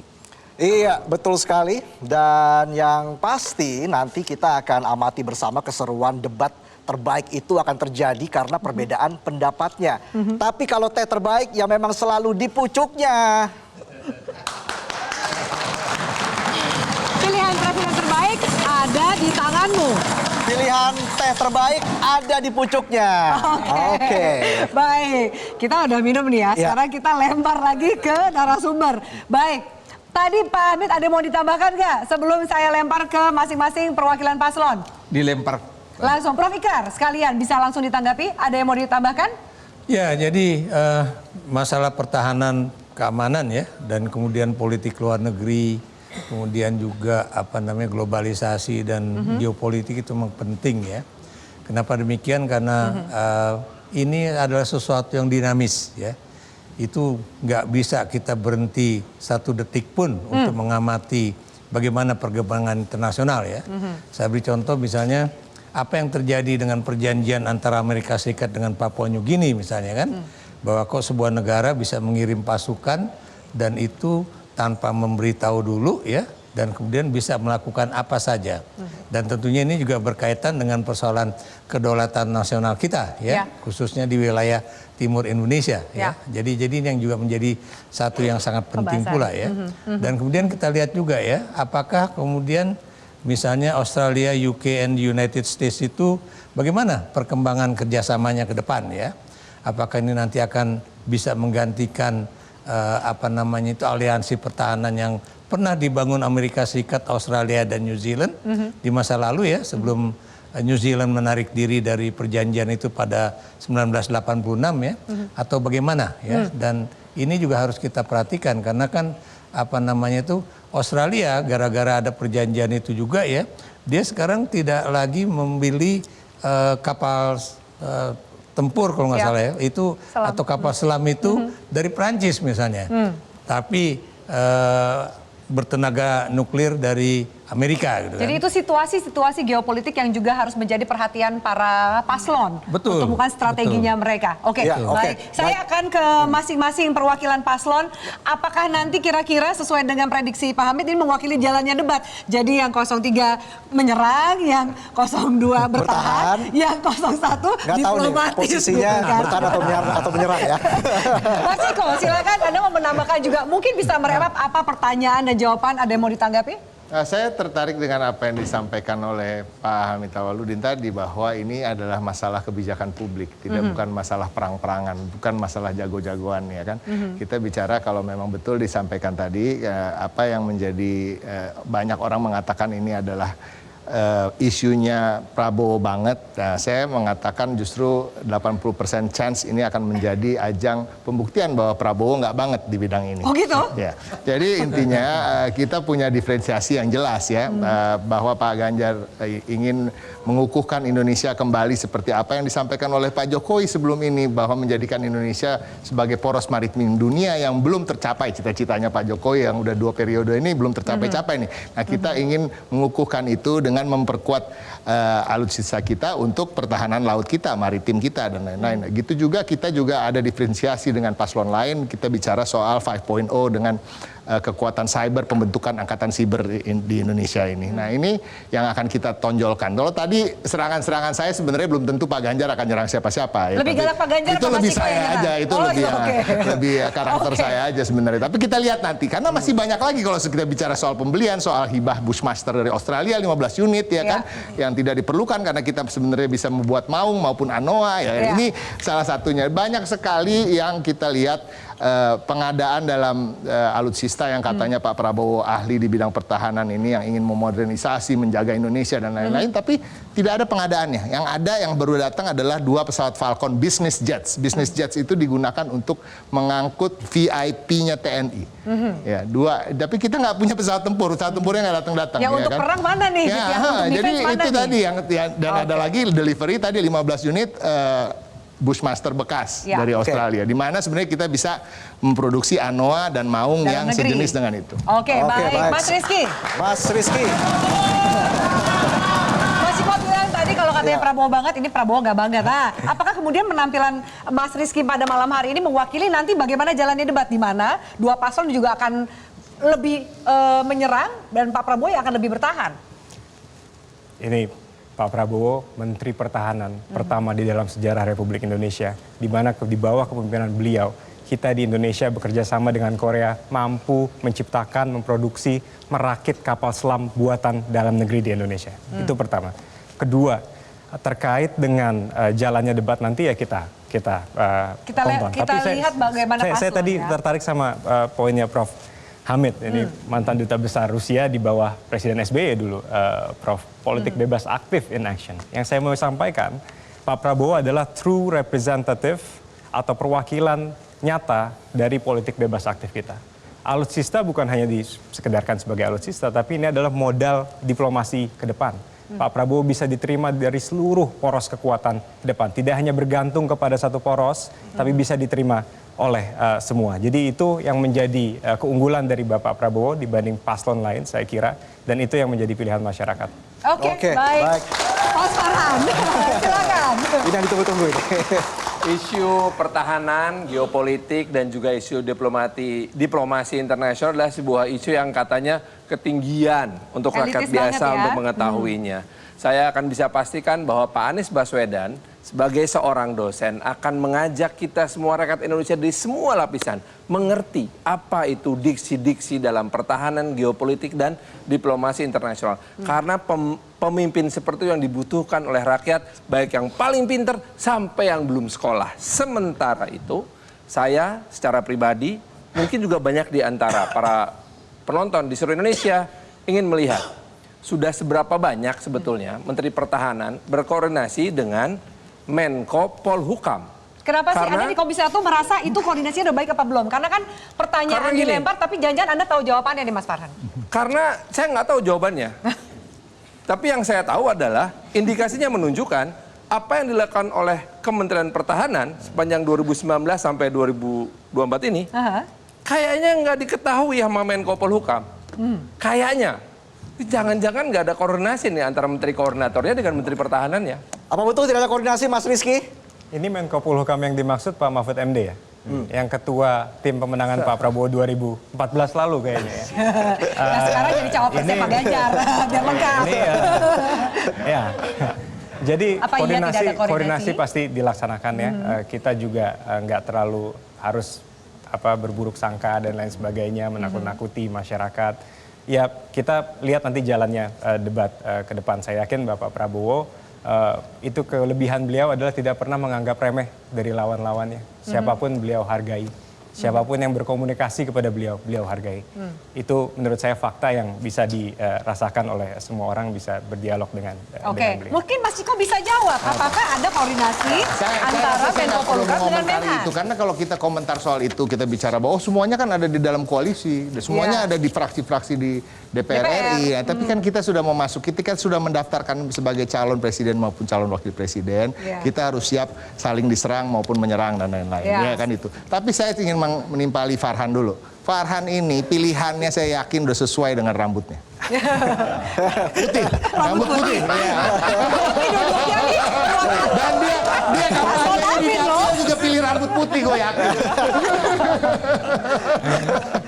Oke, baik. Saya mau tanya lebih jauh kepada panelis. Tadi kemudian isu kemerdekaan Palestina itu isu yang juga selalu dikemukakan pada saat kampanye atau debat calon presiden ketika isunya adalah soal diplomasi, geopolitik dan lain. Apakah itu masih menjadi magnet untuk masyarakat memilih calon presiden mereka dengan situasi hari ini? Ya, pasti ada. Karena situasi lagi menghangat. Lagi sedang memuncak. Sentimen atau emosi pemilih pasti berkaitan dengan the current situasi saat ini yang terjadi saat ini. Pasti ada kaitannya itu.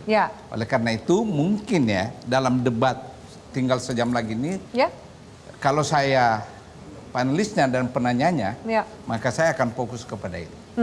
Apakah kemudian ada menurut Anda dengan situasi hari ini masih masuk akal dan masih bisa diupayakan untuk mendorong kemerdekaan Palestina? Tidak ada pilihannya bagi Indonesia. Kecuali bahwa mendukung ide kemerdekaan Palestina bukan hanya persoalan moral, tapi persoalan hukum. Karena tanah mereka dirampas dan diokupasi oleh Israel. Kemudian secara sejarah memang itu miliknya. Oleh karena itu, tanpa memberi kemerdekaan ke Palestina, nggak ada artinya semua yang kita bicarakan di jagat raya ini. Kemerdekaan adalah harga mati buat Palestina. Baik. Dari Indonesia posisi yang tidak bisa ditawar lagi. Silakan, Prof. Ikrar. Ya, kita tahulah whether we like it or not ya, itu mayoritas penduduk Indonesia itu beragama Islam. Dan kadang-kadang persoalan Palestina itu dilihat dengan kacamata hitam putih ya, persoalan Israel melawan penduduk yang Islam. Padahal kita tahu itu tidak sesederhana itu ya, karena banyak juga orang Palestina yang beragama lain ya, Kristen, kemudian Katolik atau agama lain ya. Jadi itu yang harus kita ketahui. Persoalan Palestina itu bukan persoalan agama. Persoalan Palestina adalah persoalan freedom ya, independent ya. Jadi bagaimana rakyat Palestina itu bisa merasakan ya udara kemerdekaan ya, dan kemudian tanpa rasa takut bahwa setiap tahun itu pasti akan terjadi serangan-serangan dari Israel dan sebagainya ya. Dan kita juga tahu bahwa Amerika Serikat berupaya memecah belah Palestina. Saya beri contoh misalnya bagaimana bantuan Amerika Serikat terhadap Fatah misalnya kan, dibandingkan terhadap Hamas ya. Dan kita juga tahu sebetulnya apa yang terjadi di Palestina kemarin, walaupun itu wilayahnya cuma kecil ya, tapi itu adalah suatu kecolongan Israel dari serangan Hamas pada saat itu ya. Di Oktober. Dan untuk menutupi masa malu tersebut, makanya Israel kemudian melakukan serangan membabi buta sampai detik ini. Itu yang harusnya PBB ya itu bisa menghentikan serangan-serangan membabi buta itu yang sekarang angka korbannya itu udah melebihi 22.000 ya. Yang 70%-nya itu adalah perempuan dan anak-anak. Gitu. Oke, baik, selain situasi di jalur Gaza, Prof. Ikrar, ini kan yang juga menjadi topik pembahasan akhir-akhir ini yang menarik adalah terkait dengan sikap Indonesia terhadap pengungsi Rohingya begitu. Ini apakah ini akan menjadi magnet tersendiri dalam debat kali ini, Prof? Saya belum tahu mengenai Rohingya, tapi kita tahu kekesalan saudara-saudara kita di Aceh itu kan karena masuknya mereka ke tanah Aceh ataupun Sumatera Utara itu kan bukan sebagai the genuine pengungsi ya, atau mereka yang mencari suaka politik, tapi ini mereka yang mencari penghidupan yang lebih baik ya, dan yang lebih memprihatinkan lagi bahwa ada juga warga negara Indonesia yang ikut di dalam menurut saya itu termasuk pengiriman orang sindikat menurut saya bagian dari sindikat karena mereka kan membayar antara 5 juta sampai 6 juta rupiah per orang ya. Oke, baik. Prof mau menambahkan? Saya ingin mengatakan bahwa persepsi tentang Israel dan Palestina di Indonesia ini sudah mengalami perubahan. Banyak sekali orang Indonesia sekarang sudah melihat bahwa Israel Palestina bukan persoalan agama seperti dulu-dulu. Buktinya nih, ketika terjadi serangan Hamas dan perang antara Israel dengan Hamas sekarang, banyak komunitas datang ke kami, Palang Merah Indonesia, memberi sumbangan, Pak. Termasuk yang non-Muslim. Ada Buddha, ada Nasrani. Artinya persepsi mereka ini masalah kemanusiaan, bukan persoalan agama. Itu langkah maju dalam melihat secara objektif masalah situasi Palestina ini. Baik, kita akan mengajak para pemirsa juga untuk melihat situasi yang berada di lokasi saat ini. Sepertinya paslon nomor urut 3 di kawasan Istora Senayan, tempat lokasi debat pada malam hari ini. Paslon nomor urut 2 juga sepernya iring-iringannya sudah menuju ke Istora. Sementara paslon nomor urut 1 masih makan malam. Masih makan malam, iya. Mobilnya wakil ketua. Iya, tadi kita seperti yang disinggung oleh Afi ya, pasangan Ganjar Mahfud sudah tiba di Istora Senayan. Betul. Dan saat ini juga kita lihat situasi terkini di Istora Senayan juga masih ada iring-iringan, banyak sekali para pendukung yang memadati Istora Senayan ya, Afi. Orangnya baik, cuy. Jadi semoga ini on time nih Mas Farhan, karena yang lain sudah Mas Ganjar, Pak Mahfud sudah ada di Istora, kemudian Pak Prabowo, Mas Gibran sedang menuju ke Istora. Sepertinya Caimin sama Pak Anies nih masih menikmati makan malam. Baru buka puasa kayaknya. Puasa hari Minggu khusus menjelang debat ya. Jadi pas maghrib langsung buka puasa dulu gitu. Supaya berkah ya Allah. Amin. Supaya rasa lapar gak ganggu nanti pas debat gitu ya. Ya betul sekali. Oke, baik. Kita beralih ke masing perwakilan masing-masing paslon. Iya, saya ke Mas Farhan. Lagi Mas Farhan. Ya. Kalau kita bicara lagi nih terkait dengan visi misi yang akan disampaikan oleh pasangan Amin di debat Capres kali ini. Pengembangan TNI dilakukan dengan cara merumuskan strategi pengembangan sistem pertahanan Indonesia yang relevan. Ada kata-kata yang relevan. Sejauh ini yang tidak relevan menurut pasangan Amin seperti apa, Mas Farhan? Yang tidak relevan itu yang tidak sesuai dengan ancaman yang nyata, bahwa sekarang kita sedang membutuhkan sebuah sistem atau strategi pertahanan dan pembangunan sistem pertahanan yang menjawab tantangan yang ada sekarang. Tantangan yang ada sekarang, bagaimana kita menjaga diri kita dari serangan cyber. Tadi Mas Ciko jelas banget menjelaskan kalau sampai perusahaan listrik negara gridnya kena cyber attack, selesai kita. Nah itu nggak pernah jadi suatu wacana yang clear gitu. Setiap orang pasti beda-beda, dan itu mesti clear sekali. Kemudian yang relevan yang lainnya apa? Bahwa setiap kali kita mau beli alutsista yang mahal, itu mesti clear dulu. Clear yang pertama adalah seberapa besar keterlibatan industri pertahanan dalam negeri ikut dalam pengadaan tersebut. Ya. Karena itu adalah amanat undang-undang yang harus kita penuhi. Baik undang-undang industri pertahanan maupun undang-undang menyangkut masalah pertahanan yang lainnya. Nah, itu sebabnya tadi Mas Rizky tadi clear mengatakan kita udah pernah bikin sama Korea kapal selam. Yang lainnya gimana? Tentu yang menarik perhatian kemudian adalah pertanyaan dari Pak Hamid Aulin tadi. Kapalnya kok begitu ya? Dan lagian kapal itu kemudian sekarang ditunda loh, bukan dibatalkan. Kalau ditunda artinya kita sudah mengeluarkan biaya brokerage. Pak Hamid tahu sendiri yang ngurusin SU 27 ya Pak? Waktu jadi dubes ya. Bahwa Selalu ada biaya perjalanan, biaya brokerage, dan biaya marketing lain yang tidak murah sama sekali yang akan ditagihkan kepada kita. Walaupun belum dibayar sekarang. Dan itu mesti dibayar. Kalau sampai nggak dibayar, akan jadi utang, masuk ke arbitrasi internasional, hancur lagi kita. Nanti akan jadi temuan bahkan kasus korupsi seperti di korupsi satelit komunikasi pertahanan yang akhirnya terbongkar pada akhir tahun 2022. Oke, baik. Mas Rizky mau menambahkan soal tadi ditanyakan relevan yang dia relevan seperti apa? Ada komentar dari Mas Farhan? Silakan. Ya, tadi saya cuma nangkep akhir dari pertanyaan Mbak.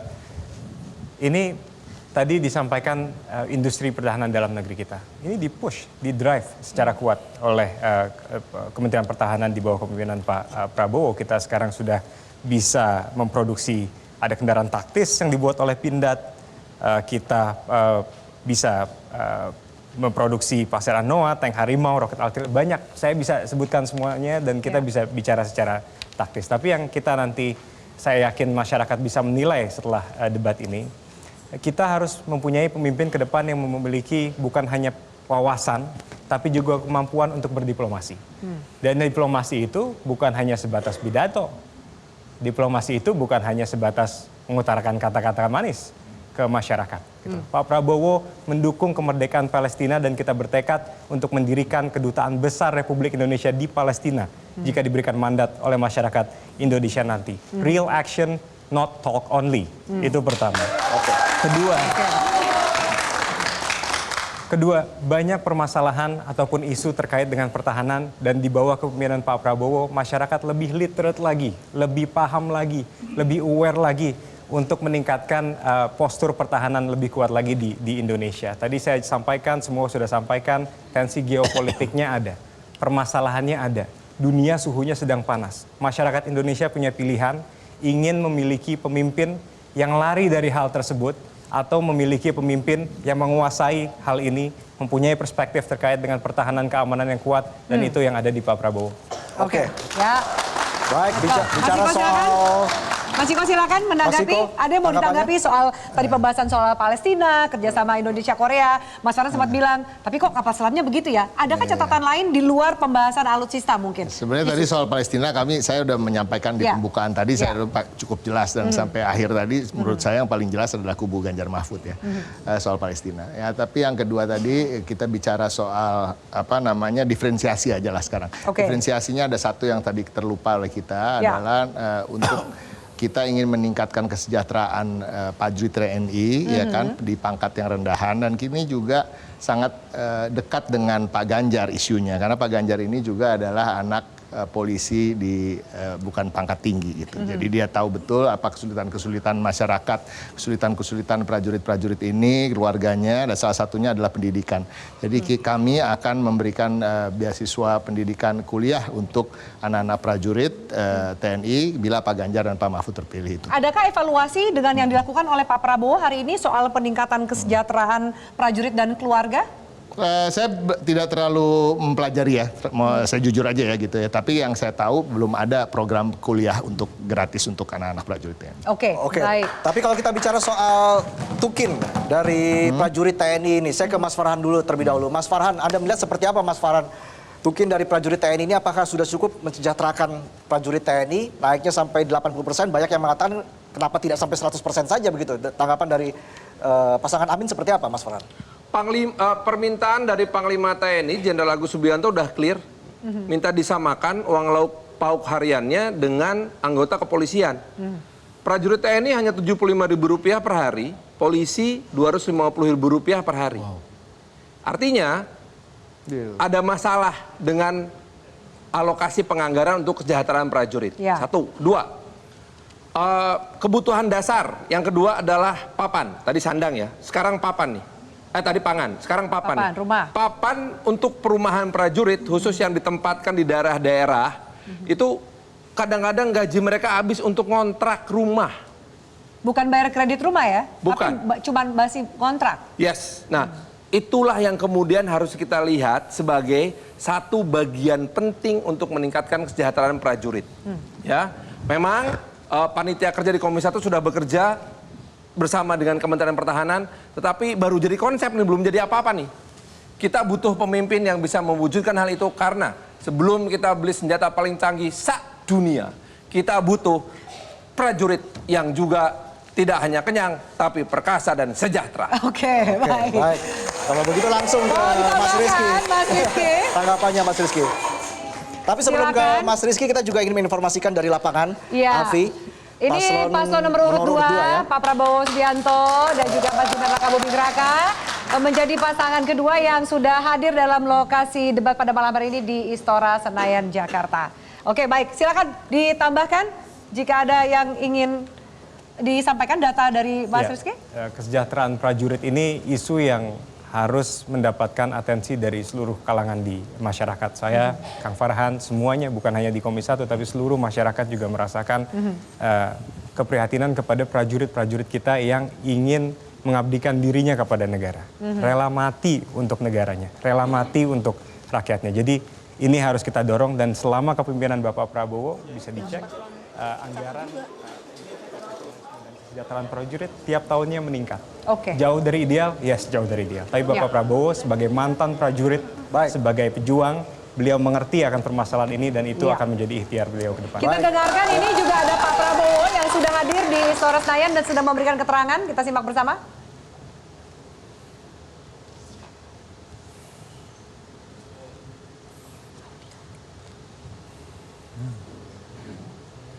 Ada suaranya. Oke, baik. Nanti kami kita belum bisa mendapatkan sambungan audio dari lapangan ya. Lanjut lagi ke Mas Rizky. Tapi dalam visi misi yang disampaikan oleh pasangan Prabowo Gibran ini yang pertama adalah meningkatkan jumlah anggaran pertahanan secara bertahap begitu untuk memenuhi kekuatan optimal dan meletakkan modernisasi alutsista TNI. Ini kenapa ini dianggap sebagai hal yang krusial begitu oleh pasangan Prabowo Gibran? Karena tantangan yang nyata di hadapan mata kita, Mas. Di halaman kita sekarang ini opsi ataupun potensi untuk ada eskalasi terbuka, konflik terbuka itu ada di hadapan mata kita. Laut Cina Selatan ini merupakan daerah yang penting. Jadi itu merupakan fokus dari pemerintahan Bapak Prabowo ke depan. Tapi tidak cuma itu tentunya. Bagaimana caranya untuk bisa meningkatkan anggaran untuk alutsista dan juga pertahanan tersebut. Kita harus perbesar kue ekonominya. Makanya Bapak Prabowo ingin melanjutkan hilirisasi di berbagai sektor ekonomi untuk membesarkan kue ekonomi di negara kita, ingin meningkatkan kapasitas SDM dari masyarakat kita, dari generasi muda kita, ingin menghilirisasi digital, bukan hanya sektor-sektor sumber daya, artinya cyber defense dan lain sebagainya juga menjadi fokus kita. Jadi banyak sekali visi misi yang bisa dicermati oleh masyarakat, tapi intinya adalah kepemimpinan. Masyarakat kita butuh pemimpin sekarang yang bisa mengambil keputusan di masa sulit di bawah tekanan. Dan itu adalah yang Pak Prabowo tawarkan. Iya, baik. Saya minta tanggapan dari panelis soal kesejahteraan prajurit. Tukin yang diharapkan bisa naik, urusan sandang, pangan, papan gitu. Adakah para panelis melihat memang satu capres yang seakan-akan bisa menawarkan sesuatu yang realistis dan menuju ke kesejahteraan prajurit yang diharapkan? Prof. Ikrar, silakan.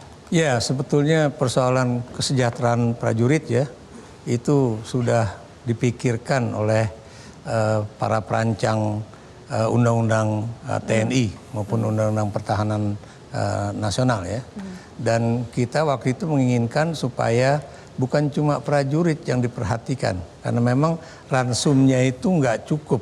Anda bisa bayangkan bagaimana mempertahankan Indonesia kalau mereka dari uang lauk pauknya itu cuma bisa beli Indomie atau Supermie. Jadi masuk akal kritik yang tadi disampaikan oleh Mas Farhan bahwa beli alat secanggih apapun tapi kalau prajuritnya lapar dan sakit-sakitan juga nggak bisa. Iya, bukan cuma lapar, tapi juga kurang gizi dan kurang protein ya. Jadi ini yang juga harus diperhatikan ya. Dulu Pak Yono ketika menjadi Menteri Pertahanan juga mengatakan hal itu ya. Bagaimana uang lauk pauk atau uang misalnya ketika mereka sedang bertugas ya di Papua misalnya yang harga barang-barangnya lebih mahal ya dan mencari barang-barang juga susah ya. Ini teman-teman Jakarta mungkin nggak tahu ya. Saya yang sering ke Papua waktu itu kadang-kadang tentara-tentara kita sampai nanya, Mas ada air apa enggak gitu kan. Miris ya berarti iya, kondisinya. saya bilang saya nggak punya air, saya punya pisang, boleh deh Mas pisang. Karena apa? Karena memang medannya itu begitu sulit, begitu parah, penduduknya juga sedikit ya. Itu. Dan kemudian ini juga untuk keluarga. Bagaimana kesejahteraan dari istri dan anak-anak prajurit ketika bapaknya atau suaminya itu meninggal di dalam tugas ya. Ini juga buat saya belum ada satu kebijakan yang cukup baik ya. Sebab Anda tahu ya, kalau misalnya saya lah ya sebagai PNS pensiun itu kan dapatnya sekitar 4 juta rupiah per bulan sebagai PNS ya. Dan kalau misalnya saya meninggal, istri saya tuh paling dapatnya 1,8 juta rupiah ya. Bagaimana kalau kemudian istri dan anak-anak prajurit yang ditinggal harus melanjutkan hidup. Betul, dengan harus meninggal hidup, pendidikannya bagaimana gitu ya. Lebih jauh lagi terkait dengan kesejahteraan prajurit TNI tadi, Prof. Ikrar. Tapi kita harus jeda dulu pemirsa, tetaplah bersama kami di debat Capres 2024.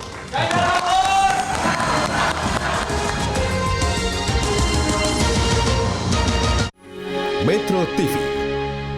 Jelajahi cara baru mendapatkan informasi. Download Metro TV Extend sekarang.